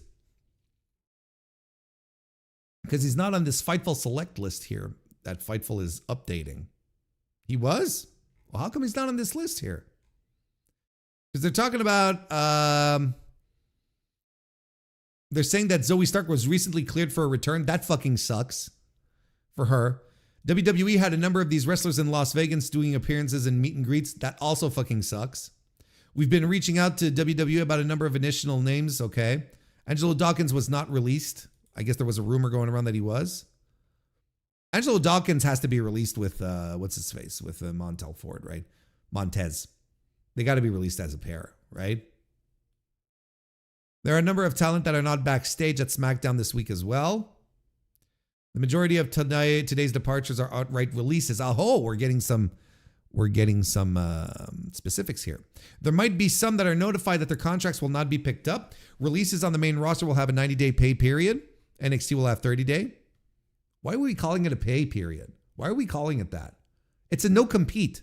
Why are we suddenly calling it a pay period? It's a no-compete. They have 90-day no-competes and 30-day non-competes. Expirations will just expire. We are specific about this because of Triple H playing semantics over Drew Gulak's contract not being renewed, even though we heard creative surrounding him for after his deal would have... What? Even though we heard the creative surrounding him for after his deal would have been up. What? Okay, anyway, I'm not going to... So Apollo Crews is apparently gone as well. I believe you guys, because too many... It's not just DGMC saying it, and then I'd be like, no, this is a troll. But a lot of you are backing this up. So I believe you. So DGMC, excuse me. So Apollo Crews has also been released. Look, I don't want to sound mean, but the fact that that guy kept this job for this long is, I think it's an accomplishment. I think it's a fucking accomplishment. But okay, let's make sure here. Let me do a little moment to research. Let's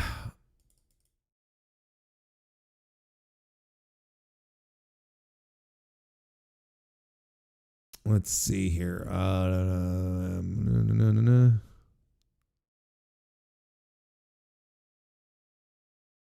Who the fuck is Tyson DuPont?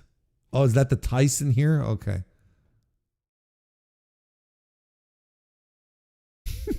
I'm going through one of my chats here, one of my group chats, and someone is listing off all of these names: Tyson, Jerry, Chris Island, Tyron Mayseal.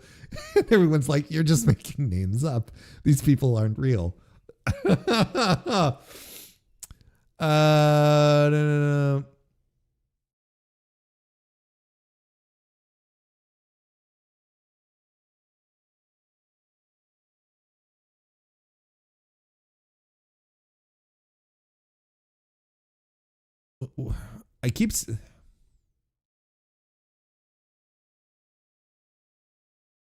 It's funny. I don't see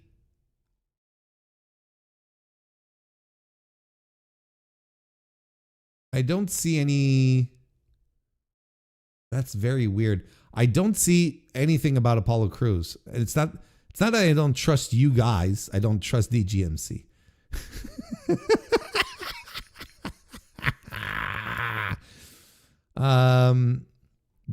Does Shinsuke Nakamura still have a job with this company? Does he still have a job?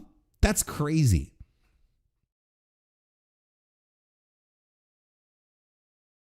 That is crazy. I mean, not that I want him to lose his job. It's just crazy that he still has it. If that makes sense.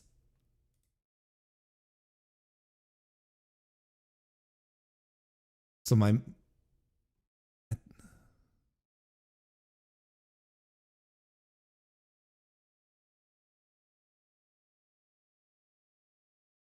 So hang on here. I'm gonna do a little search here.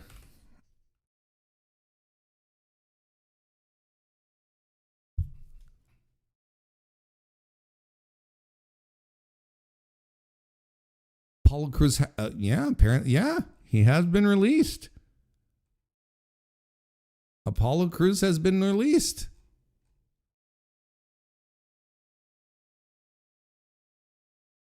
That's kind of crazy.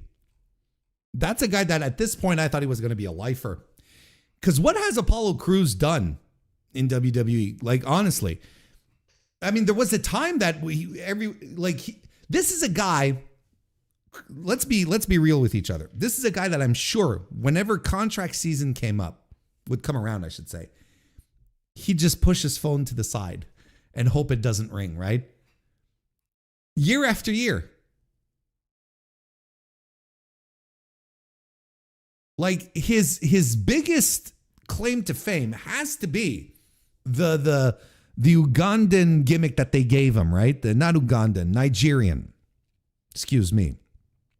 The Nigerian gimmick that they gave him with Daba Kato, what they call him, Commander Aziz, right? Like that's the highlight of his career. Or is it with Roof guy? That's a dude who definitely avoided getting fired by becoming office. That guy.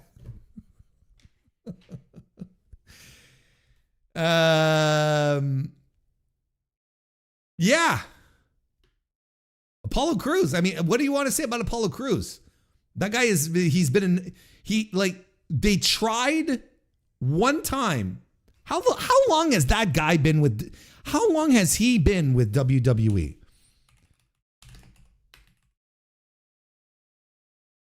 And don't worry, I'm not searching on my end. I'm pulling up the cage match. What is this?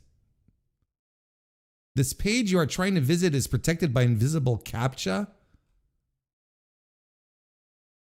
What is this? What? This is new. What is this? Hang on, I want to show you what I'm talking about. What is this? This is new. Yeah, check this out. Look. So I simply go on the Google, right? To pull up Apollo Crews, right? And I click on it and I get this. The page you are trying to visit is protected by invisible CAPTCHA. Please click the link below before you are allowed to proceed. The fuck is this? I ain't clicking no fucking buttons. What is this? Y'all got this? Website security firewall is a cloud-based protection that stands between your site and the rest of the world and protects against attacks, malware, infections, DDoS, brute force attempts, and mostly anything that can harm it. As you can tell, I haven't been to cage match in the last 24 to 48 hours. And y'all clicked on this and your computers are still running and nothing, you haven't suddenly become a Bitcoin miner? No? No, I understand what it's trying to do. I don't trust it, is what I'm trying to convey here. I understand what it's trying to do. I don't trust it. There's a CAPTCHA thing here. There's a website security. This is the most untrustworthy thing. This is a pop-up that you get when you go to bake.live. You're like, what the fuck is this? It's their privacy policy. What is this bullshit? Legal agreements. Who are these people? Who am I agreeing this with? Wild West Domains. And then there's a phone number. All right, let me see what Wild West Domain is. Quality and value since 2002. So this is a registrar. ICANN policies. Yeah, they're a registrar. Okay. Wild West domains.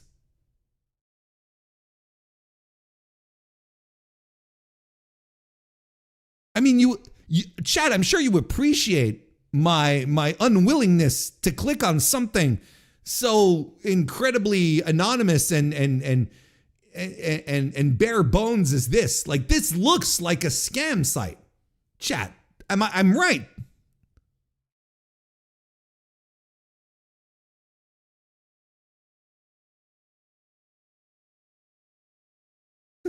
Please enter your credit card to ensure it hasn't been stolen. Well, if anything, I'm running my VPN right now, so.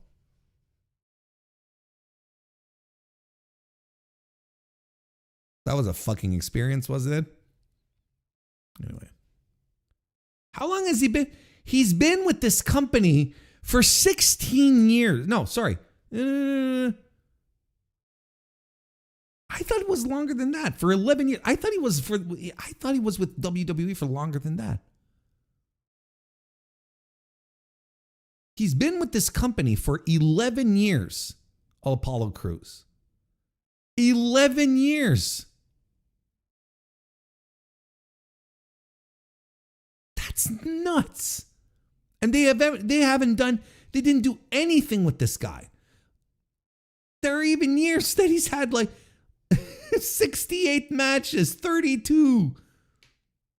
You might say, oh, pandemic, Warren. Yeah, you're probably right. But look, 2025, he had 2 matches. Was he injured? This is Apollo Crews. He's pushing 40. A wasted career. A wasted career.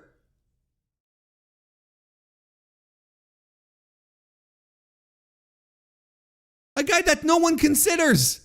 No one even says, oh yeah, what a great worker. Because he is a pretty good worker, but it never amounts to anything. This is the guy. I did a whole thing back in the day. I ended up doing some kind of video about it. Where it's like Apollo Crews is the wrestler that it is pointless to get behind because they will never do anything with him. You always think that they're going to do something, but they don't.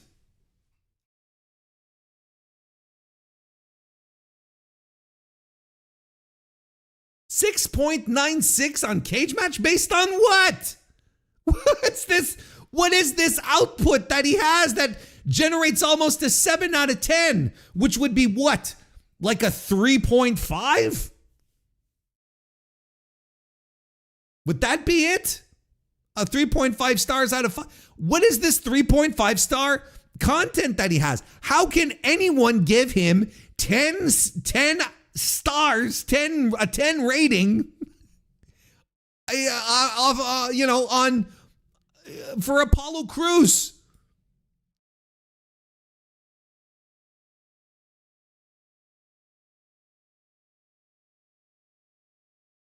It's crazy to me. Dragon Gate, it's fucking like 15 years ago at this point.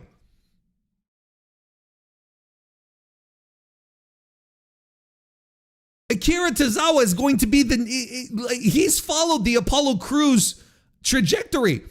Good wrestler that ends up in WWE and they do jack shit with him.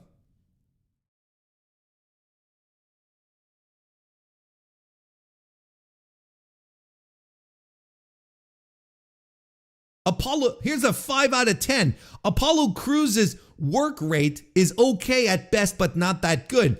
The man has some cool moves, but he hasn't had a good match throughout his WWE career. And even his few showings on AAA has had some mediocre performances. Where are these good matches he's had in WWE? I don't know. How do you give Apollo Crews a 9 out of 10? In 2025, how do you give Apollo Crews 9 out of 10? And you write a wall of text about it. Apollo Crews is a tremendous athlete whose WWE career has been a slow burn of potential, occasionally realized but never fully capitalized on. No. There is no slow. A slow burn means eventually it does catch fire, and it never did. So there's no burn. I think he does have, I don't know anymore, potential. I think everyone recognized that Apollo Crews was a tremendous worker. It was never put to good use. Occasionally realized when? Even this solo run that he had, even the run that he had as the Nigerian priest or whatever he was, Nigerian royalty, right? Even that, when he was paired up with Big E, kind of stunk. From the moment he arrived in NXT, it was clear Crews had the physical gifts to be the standout. Explosive strength, incredible agility for his size, and a smoothness in the ring that made everything he did look effortless. This is all true. Whether he's hitting a standing moonsault or a delayed suplex, Apollo made difficult things look easy, and that's a rare talent. Again, I am not contesting this. The issue has rarely been with his in-ring work. His struggles have been mostly centered around character development and consistent booking. For years, Crews was positioned as a smiley, ultra-athletic babyface without much depth, which led him to get lost in the shuffle. That began to change with his brief heel turn as the Nigerian royalty persona, which added much-needed character complexity. Oh, that was such a complex, layered character. So many levels to it. So many, like David Mamet would be spinning around in his grave, jealous at what WWE came up with there, and the complexities in regards to Nigerian Prince gimmick Apollo Crews, and earned him an Intercontinental Championship reign. While the gimmick had mixed reactions, it showed that Crews could play something more than the generic good guy if given the chance. Just because you can do it doesn't mean you should. More recently, his time in NXT 2.0 helped reset him a bit, showcasing more confidence and range. No, but that's the thing. Here's the thing. That WWE spent the better part of 7 years before the NXT run, telling you Apollo Crews is a joke. Like he's a small-time jobber. You do not need to spend any time considering this guy or worrying about it or hoping that he's a J-Bron. He's going to lose to all your favorites. That's going to be his job moving forward. I don't know where he's pulling this out, where he's like suddenly, everyone gets interested. His work was fine. He himself realized there is no point in me being the dynamic, athletic guy who used to run around in DGUSA and wow the crowds. I don't need to there's no point in doing that because it's not going to get me booked any higher. He understood this. But he's still waiting for that sustained main roster push. There you go. He's not waiting no more. At his best, Apollo Crews is a reliable workhorse who can put on excellent matches with almost anyone. Yup. What he needs is a clearer identity and the storytelling support to match his physical gifts. If WWE ever decides to give him a focused run with meaningful character development, he could easily over-deliver. Oh, let's pump the brakes here. And this, for some reason, this guy gives him a 9. He gives him a 9 for the unrealized potential. That's crazy to me. This is nuts. He could be a tremendous asset to WWE. But we don't know because WWE doesn't give him the chances. Anyway, 9 out of 10. It makes no sense. Let's see one of the bad ones. Let's see. We got a one that praises him. We got a 2 here. From 2020. Apollo Crews is a current USA champion, and I think he doesn't deserve it. He's 0 on the microphone, and even some stone from your street have more charisma than this guy. Some stones from your street. He is not 0 in the ring, but he hasn't great matches. He is most boring wrestler in WWE today after Riddick Moss. Riddick Moss catching a stray here. Here's a 3. He has no charisma, no mic skills, no role-playing ability. Ah, yes. He can't impersonate a paladin if you bet your life on it. His in-ring ability is all he got. And you see, like, these are the WWE fans. You know, these are people who watch WWE. All he's got is good in-ring. Jesus Christ, he's one of the most boring wrestlers in the WWE. Also, his terrible smile. What do you mean his terrible smile? That you know. This dude can't stop his smile in every single segment, and it's really disturbing. Not disturbing. You need clearly Roderick Strong guy. You need more people in your environment smiling around you, but it doesn't come across as weird. Above a 5 out of 10 here. Above average wrestler with great athletics and zero personality other than big smiling muscle man. 2000's Bobby Lashley, but he can do flips too. I don't think that's a good comparison at all, actually. All right. Anyway, Apollo Crews is... I don't know how he lasted that long. I don't know how this guy lasted that long. What does he do? Like, this is a legitimate question. What does 38-year-old Apollo Crews do after spending the majority of your professional wrestling career, you know, eating shit in WWE and not progressing and not advancing to the point where you're just like, I don't have to, no point in trying anymore because they're never going to give me a push. What do I do? What does he do next? What do you do with Apollo Crews? That's crazy. Look at this 2014 he had. Look at that. Dragon Gate, PC Dub, Evolve, WXW. What did he do? Did he do the... Oh, yeah, see? Yeah. He did a qualifier for the 16 karat gold. He defeated Tommaso Ciampa. Look at that, you know. Yeah, he worked a bit. He worked a bit in WXW. Good for him. Then you've got high risk wrestling. You got the PWG here. Who did he wrestle in PWG? Brian Cage, Biff Busick, and Tommaso Ciampa, and then Brian Cage. Then Dragon Gate UK on top of that. The Lion Kid. Wait, who's the Lion Kid? Don't remember the Lion Kid. Rich Swann and Will Ospreay in a 4-way. That actually sounds pretty rad. That 2014. I mean, Will Ospreay's a baby. Like, he's not at the height of his powers, far from it. That actually sounds pretty fun. Look at that 2014, man. How many matches did he run? 132. 145 in 2016, but then he was on the payroll at that point. But 132 matches when you're hitting the indie grind, that's crazy. That's nuts. Good for him. I don't know. Are we interested in Apollo Crews, chat? What do you do with Apollo Crews?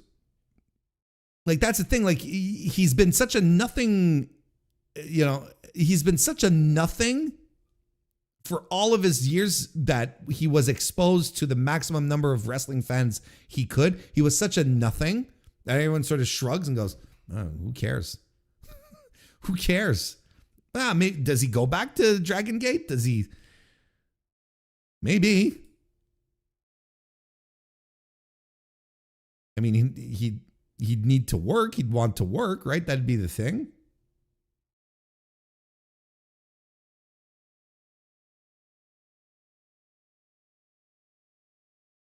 He'd be a great pin eater for the Hurt Syndicate. No, actually, he'd be terrible in the Hurt Syndicate.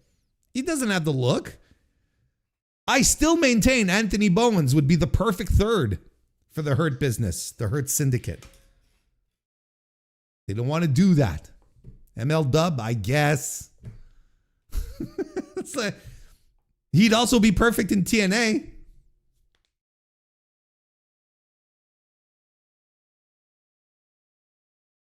What a Friday evening. What a fucking thing here. Anything to refresh here? Anything new? Chat, has anything been going around? Let me check my group chats here.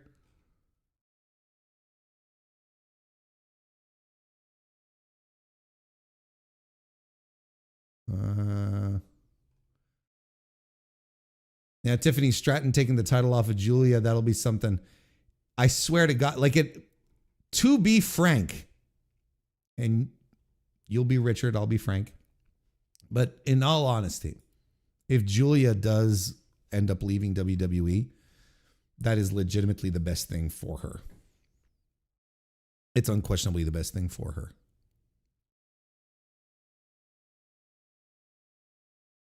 It's legitimately the best thing for her. I really believe that.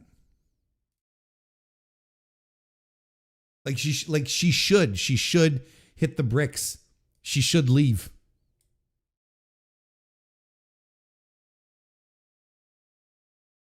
Julia going to WWE was the worst career move ever. Completely lost her aura. Completely lost, and I don't, not aura in the, you know, in the goofy online sense. Like, she legitimately had a true to form aura of a killer, and it's been completely lost. She has not adapted to North American pro wrestling. She doesn't get it, and that's fine. She can get out of there and start throwing shoot headbutts back over in Marigold, and Marigold is going to be better off for it. Like legitimately, Joshi is going to be much more interesting if Julia is back working the scene, because she's nuts. She's nuts. Apparently, Zelina Vega had something to say here to Sean Ross Sapp. Thing is, like, I was so shocked, but yeah, I also would have appreciated if Sean Ross Sapp or whoever the fuck announced it could have at least given me the decency to, like, let me do it myself first. But oh, who cares? All right, who cares? All right, who cares? I don't give a shit. Okay. I thought there might have been actually something interesting happening. That I don't care about. There's no decency. It's not a question of decency. It's, look, Sean's running the news. He's getting the confirmations. He's going. Let's go. You're a public figure, okay?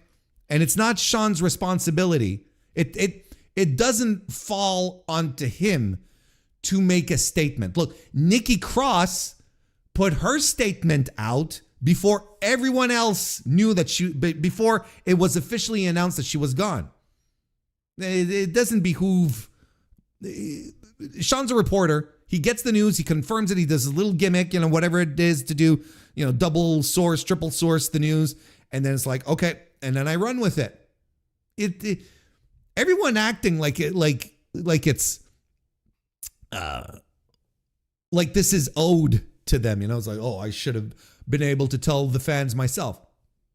Oh, yeah, okay, but someone backstage told the media before you got to.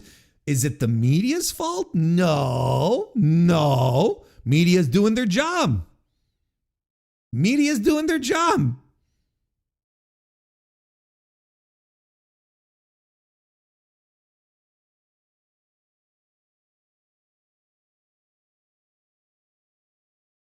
Anyway, look,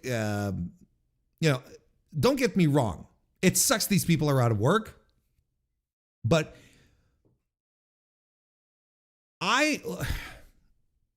there was a time where I was like, it sucks these people are out of work because now where are they going to do? What are they going to do? Where are they going to go?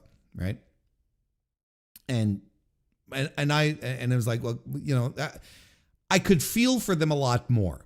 Nowadays, a lot less. Not with AEW around. Not with how competitive Japan is. And look, not even how open Mexico is now. Of course, they're not going to be making the biggest bucks like they used to do in WWE. But I guarantee everyone on this list here, they all picked up the phone and they either called someone they know in AEW or Tony Khan directly, depending, maybe old Mal Black, gave a call.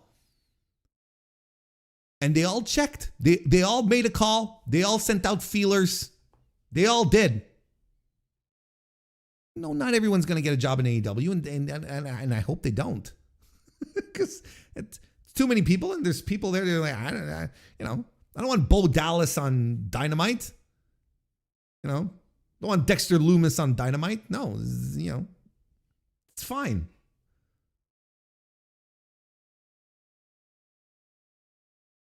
I don't feel as bad as I do for these people, as opposed to when WWE was the only place where you could make a substantial living out of pro wrestling.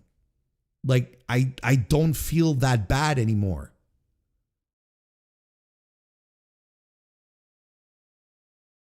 And especially, there's work in Japan, especially for the ladies.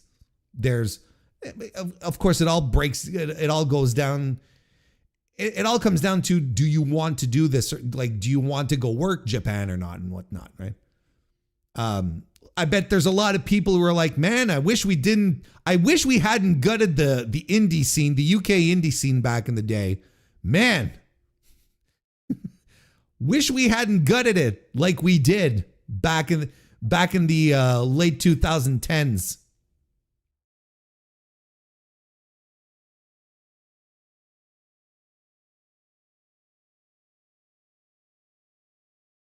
We'll see how things go. We'll see how things go from here. But this is a pretty substantial culling.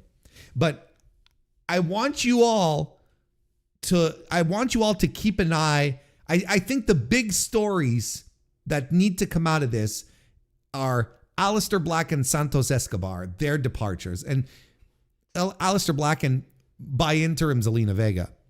By association, I mean. Because like we said at the very, very start, Aleister Black has been back for just over a year, and now he's already gone with his wife. And Santos Escobar, they made a huge play for him. Like, he refused. He played ball. He refused. He put his name back out on the market, and they gave him the money he wanted, the conditions he wanted. And they were going to build AAA around him. Sure, he got injured, but they threw him out. Those to me are the two big stories coming out of this here. That and the fact that WWE doesn't care about the memory of Bray Wyatt anymore. Everyone who was going nuts with the Wyatt 6 and the fucking QR codes and all this bullshit. They're like, oh, it's such a beautiful tribute to Bray Wyatt. See, this is what happens. I think we're going to conclude on this, wrapping back around to the Wyatt 6 and Bray Wyatt ultimately. When I talk about Paul Levesque in my typical derogatory tone, and I talk about him being, and his corporate creative, his boardroom creative, this is an exact example of that, where they have a flash, they have an idea, they see something that they could get the fans excited about, and they try it, but it only stays on a very superficial, high level, a very superficial level, and they never go deeper into it. They never go deeper, and they don't know how to make it as compelling as the mystery was, as the anticipation was, because these people are completely devoid of creativity. These are executives. These are people that sit around writing scripts in suits. I've told you before, I've sat around in writer's room in the past, in my past lives. No one's sitting around in suits. Everyone's in fucking track pants or in sweats, fucking t-shirts. Everyone looks like shit. That's not you have to be comfy because you're sitting there for like 6 to 7 hours on end trying to come up with ideas and scripts. These are all people that are number driven. They sit down, they look at their graphs and their quarter hours, and they're like, and they analyze the numbers, And they don't know what to do with things because they are not creative. They are boardroom creative. It is a company that its creative is run by executives. We're going to talk about this in a little bit if we have time. Holy shit. But like this is a company whose creative is run by a boardroom that's run by executives, not by true creatives.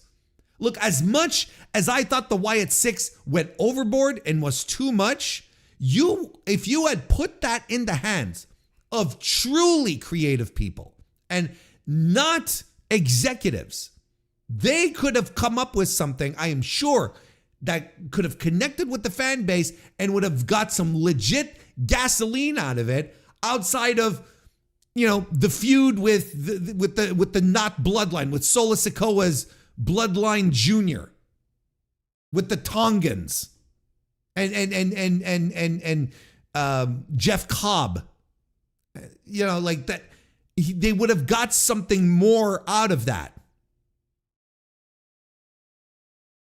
But no, they don't know what it's boardroom creative.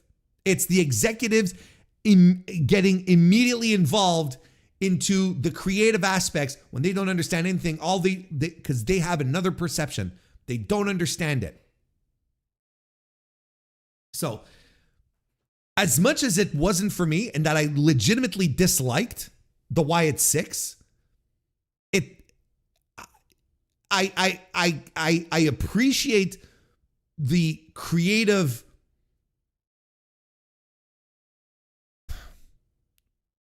because I want to say, I don't want to say like the I appreciate the creative. It's not even a risk. It's not even a creative risk, because there were no risks that were truly taken outside of the QR codes and the blood on the wall that one time.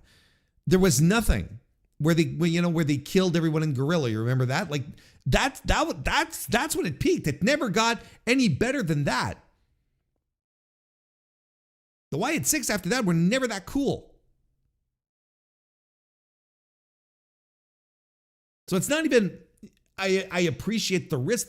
There really were no risks taken. I appreciate them just like, I appreciate the Wyatt Six for being something different and trying out something new, but the execution was so extremely poor because this company is run by this company is run by a boardroom instead of being run by actual creative people. That's just how it is. That's legitimately how it is. And they can have as much of a writer room as they like. Their ideas are all poor. And we know they also use an AI. They use the writer AI thing. They said it. They said when that was brought to light, they said, oh yeah, we're going to use it. We're going to try some stuff out. And we're not sure we're going to integrate it fully. It's fully integrated right now into the writing processes. What are we talking about?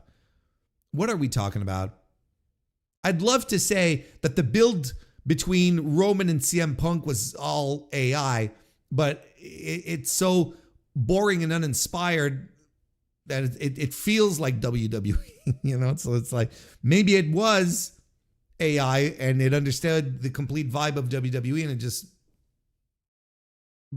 it barfed out stuff that WWE would do normally if it had just given it to normal people to do. Anyway, now I'm trailing off. I'm rambling here, but yeah, look, ultimately, like that's the thing. Like the Wyatt Six is just it's a victim of the boardroom creative of WWE. That's all there is to it. That's legitimately all there is to it. Anyway, so these are the releases. If we follow departures. If we follow the pattern from the last few times, we might get a couple of stragglers over the next couple of days. I am still stunned that Austin Theory still has a job, quite frankly. There you go. It's an opinion, right? But somehow he always slips through these. But some surprising stuff. This has been a very interesting WrestleMania season, to say the very least. Finally, finally, this WrestleMania season has been interesting.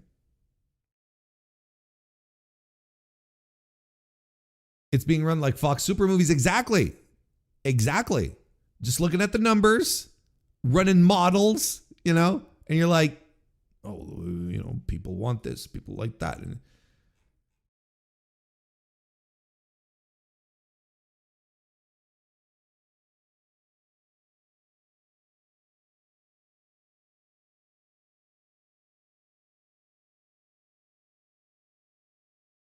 let's see. Well, gosh, I had a pretty good docket. Do you want to see my docket? Look at that.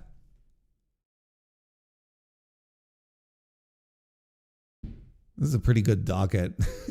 but we did almost the entire stream on the releases. Maybe we could look. Let's talk about really quickly. Let's do some New Japan crossover news. And all of this, I promise, the WrestleMania 42 rating, the TKO having complete control of WWE creative and stuff. We'll all cover this on the Monday stream. That's a guarantee. That's a Warren Hayes guarantee. But to wrap this up here, look, a couple of quick hitters. Evil has reportedly signed with WWE. In late January, Dave Meltzer reported, we're reading this off of the Figure 4 Online Wrestling Observer, by the way. This is where we're at. In late January, Dave Meltzer reported that the former IWGP Heavyweight Champion was expected to be WWE bound. On Friday, PW Insider published a report stating that Evil is now signed and sealed with the company. It was also noted in the report that the expectation from sources in Japan is that he will not keep the Evil name in WWE. This is something I think that Joe Lanza reported in March, that both that the signature was probable at the very least, and that he wouldn't keep the Evil name. Meltzer addressed Evil potentially heading to WWE in the February 2, 2026 edition of the Wrestling Observer newsletter, writing, born Takaki Watanabe, 39, he's a good worker, even though the overuse of a stable often made New Japan mid-cards unwatchable. I know some thinking his leaving will help, but that stable, with the constant ref bumps and interference, will remain, just with Ren Narita in charge. True, this has been prophetically true. He's a good worker, good heel, not off the charts or anything. He did a great job with Aaron Wolf, which is true. But it's not like his stuff was anything special and his title reign was terrible. Well, I think he's a great bruiser, brawler type, and people forget that. Look, does this come to anyone's surprise here, chat? I don't think, not to anyone here at the very least. We've been talking about Evil leaving for WWE for a while now, so this should not shock anyone, quite frankly. But now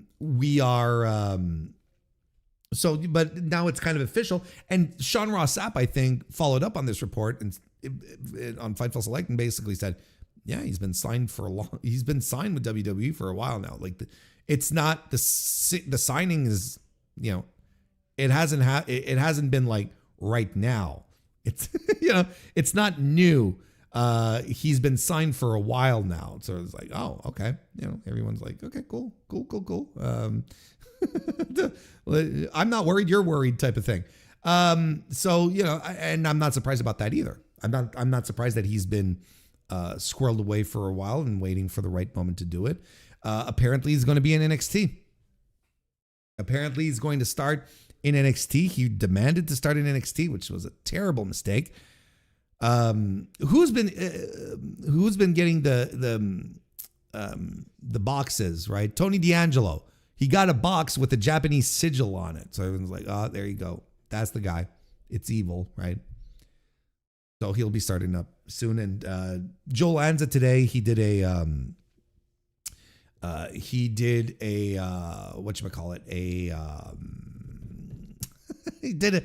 an extra bit of audio today on behind the paywall where he briefly mentioned Hiromu Takahashi, where he said, look, Hiromu is also expected to join WWE. He's expected to go to NXT. And he wondered why it was taking so long. On one hand, he says, well, maybe Hiromu's having trouble with the physical, which is a great theory because Hiromu's body is fucked up. You know, he broke his neck at one time in the past. So, you know, he could be just waiting around for to be cleared or whatnot. He's not quite sure, right? Just speculating. Or it's just taking a while, like it took a while for them to do something with Evil. So we're going to have to see how this goes, but I think everyone is expecting Hiromu to debut in NXT sooner than later, because he has not been on any Japanese shows. He has not been on anything at all. You know, he had a little burst in Pro Wrestling Noah, you know, a couple of months ago, and then whoop, nothing. He's nowhere to be found. So a lot of people are thinking, oh well, yeah, he's hanging around the NXT. So there you go. That's the latest on that front. And then as many of you probably know, Gabe Kidd recently got injured in AEW he got injured at the pay-per-view, in fact, right? Wasn't that the pay-per-view? Yeah, it was at the pay-per-view. It was at the pay-per-view, right? That he got injured, lost the title. Yeah. It was at the pay-per-view. But he was supposed to fight Yota Tsuji against Yota Tsuji. He was supposed to fight Yota Tsuji for the global title. There you go, Warren. Congratulations. You said the word, the very, very easy words. So that match, of course, has been thrown out because Kid is pretty banged up, apparently, quite hurt. So we're going to go with Andrade Elidolo instead. Let's read the article outside of Pro Wrestling here. Post Wrestling. I think it's time for me to end the stream. Andrade Elidolo will get a second chance against IWGP Global Heavyweight Champion Yota Tsuji next month, while Tsuji was scheduled to defend his title against Gabe Kidd as part of New Japan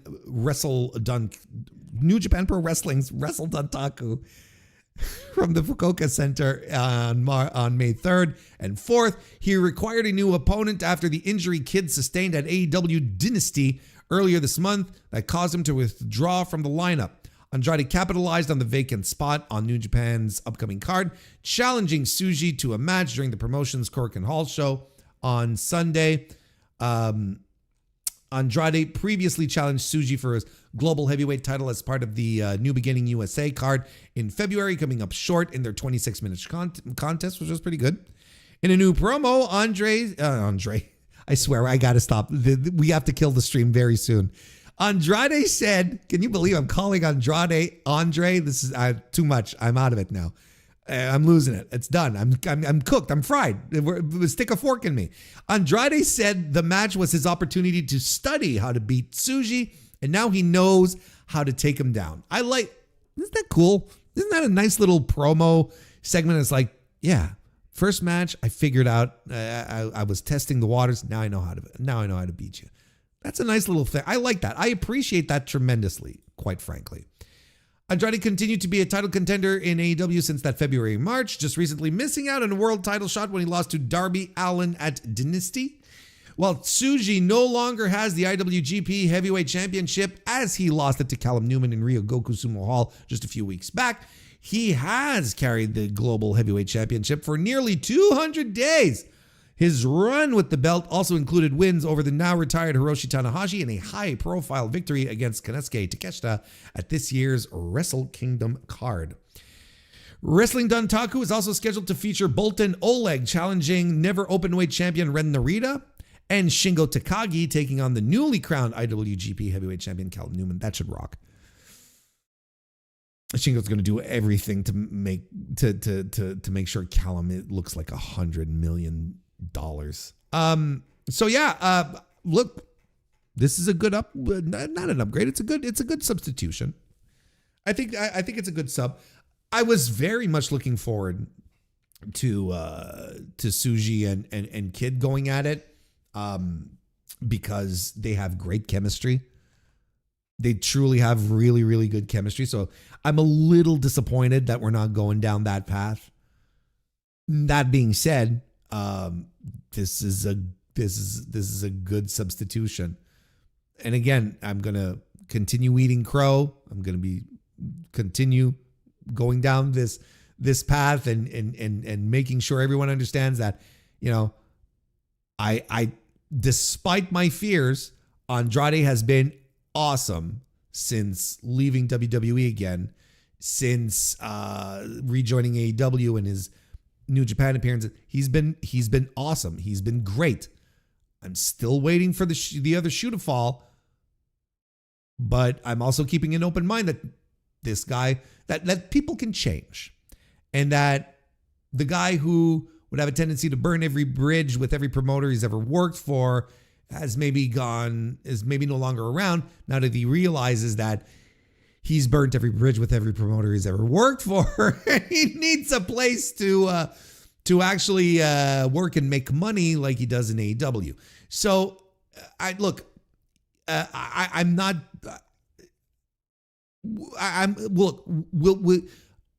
will take the necessary victory lap down the line if he ever ends up shitting the bed, which he just might.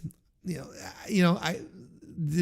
tigers and zebras, they don't change their stripes all that much, but I also want to believe that people can change. You know, I want the baby to believe that people can change. So we'll see how it goes. But I'm sure this match is going to be very good. Like the match at New Beginning USA was terrific, and I also think Yota Tsuji's dropping the title. More importantly, I think Yota Tsuji is dropping the title, and that'll be okay. That'll be okay. He'll be all freed up for the G1, and then he'll be clearly positioned as a favorite in the G1 this year. So it's all, you know, to me it all makes sense. And then you give the global title to Andrade, and then he already has the relationship with New Japan, so he'll fly over, he'll do matches. It'll be a good setup for Forbidden Door, etc., etc., etc. There you go. I think that's enough. I think we're good. It's been a big stream talking about all these releases. As you saw, I had a bountiful docket. It was bountiful.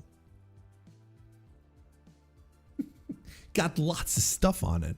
But it's all stuff that's not time sensitive. You know, it's analysis mostly. We'll put that in our pocket and save it for Monday. That's all. We'll just save it for Monday, for the Monday stream. Where we'll circle back and we'll talk about more WWE creative stuff, which I'm sure you're all excited about. And that about does it. We're done, right? Thank you to everyone who subscribed, the new subscribers to the channel. I appreciate it.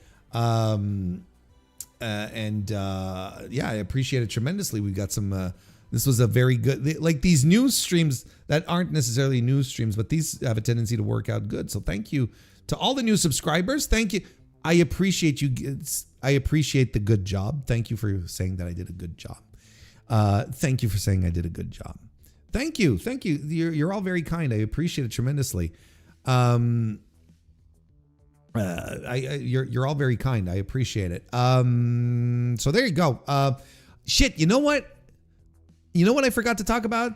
The CMLL show, the 70th anniversary of Arena Mexico. It's tonight. It's actually ongoing right now. But if you catch it on replay, look, can you give me just like an extra few minutes just to run down the card? Because it's a terrific card. It's legitimately a terrific card. The Universal Tournament Finals. So you've got Mascara Dorado, Hechicero, and Black Tiger. Magnus is the new Black Tiger, if you didn't know. So that's going to be the main event. That should rock. El Clone, Mark Davis, Rocky Romero, and Volador Jr. as the Don Callis family will be taking on Ultimo Guerrero, Neon, Mystico, and Angel de Oro. That sounds like a lot of fun. I wish it was a Cybernetico. I mean, maybe it will be a Cybernetico. It could be a Cybernetico. I hope it is.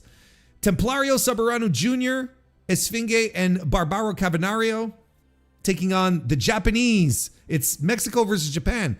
Kushida, Yutani Okamura, and Shoma Kato. What a fucking group representing Japan on that one. That sounds fun. Zeuxis, Reina Isis, Olympia, and Kira will be taking on India Siu, La Jarochita, Yuvia, and everyone's favorite Tessa Blanchard. And then the Villano brothers are back, baby. The Villano brothers are back. Villano 3 Jr. and Hijo del Villano 3 and El Elemental will be taking on Dragon Rojo Jr., Dragon de Fuego, and Dragon Legendario. That all rocks. It's a good show. It's a solid night of Lucha Libre. It's going on now, so I usually watch the Lucha Libre on replay on Sunday mornings. So that's usually what I do. But that's a great card. That's a legitimately great card for the 70th anniversary of Arena Mexico. There's always an anniversary somewhere in CMLL. Anyway, so go check it out, and if it's good enough, I'll review it. If I think it's of significant value, and then go watch the West Coast Pro versus the World show. Of course, it's on YouTube. They put that up for free. I got more thoughts on, especially after watching that show and watching the other one. Yeah, that only other one match.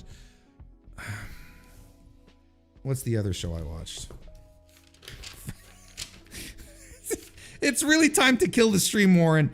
What is the other show? Yeah, I watched CMLL at the Palms. What's the other one? Yes, I unfortunately watched the Janela Spring Break.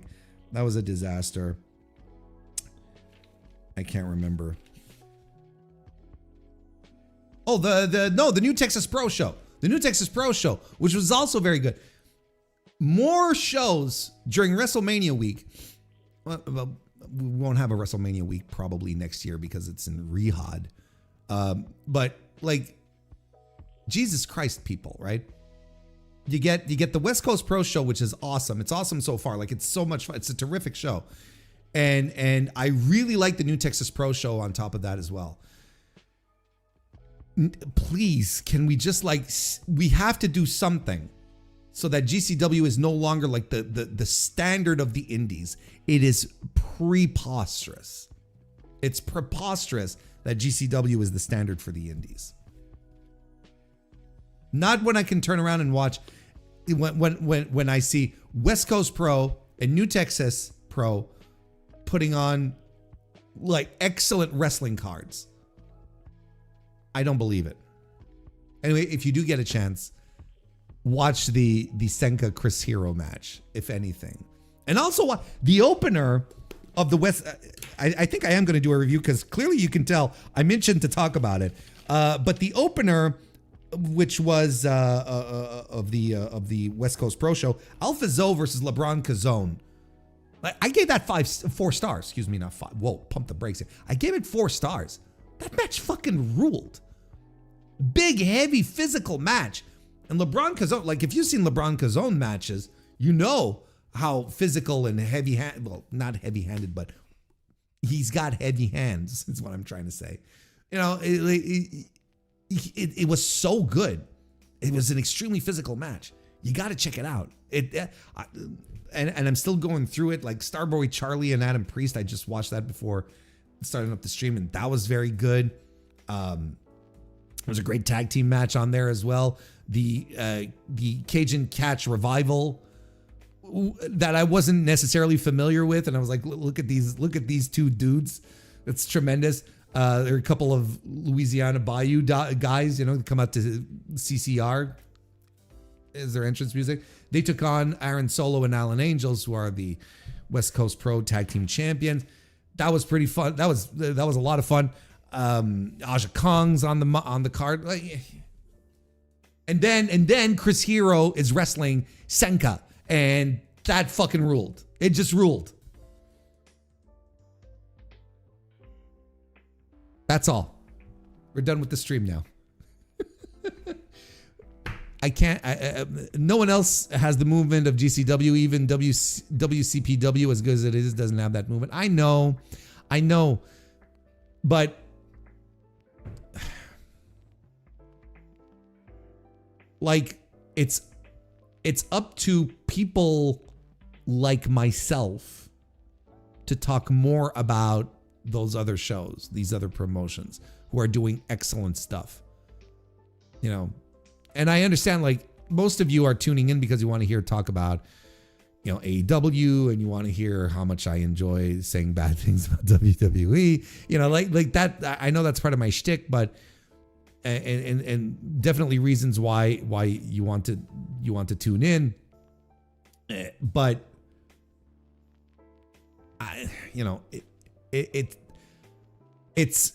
there's a part of responsibility that befalls people like myself to hype these shows up, these indie shows, so that the word can get around, and hope, not that I have a huge reach, but it's always like, if there's not, you know, it's not just up to me, it's up to us all. So the more people talk about it, the more it pollinates and it grows, and people say, oh shit, yeah, West Coast Pro, New Texas Pro, you know, so on and so forth. Anyway, we might not even have a WrestleMania week next year, so it's a whole other topic. We'll get into it in another time. Thank you everyone for being here. Hope you have a great weekend. Enjoy it tremendously. I know I will. I'll see you next time.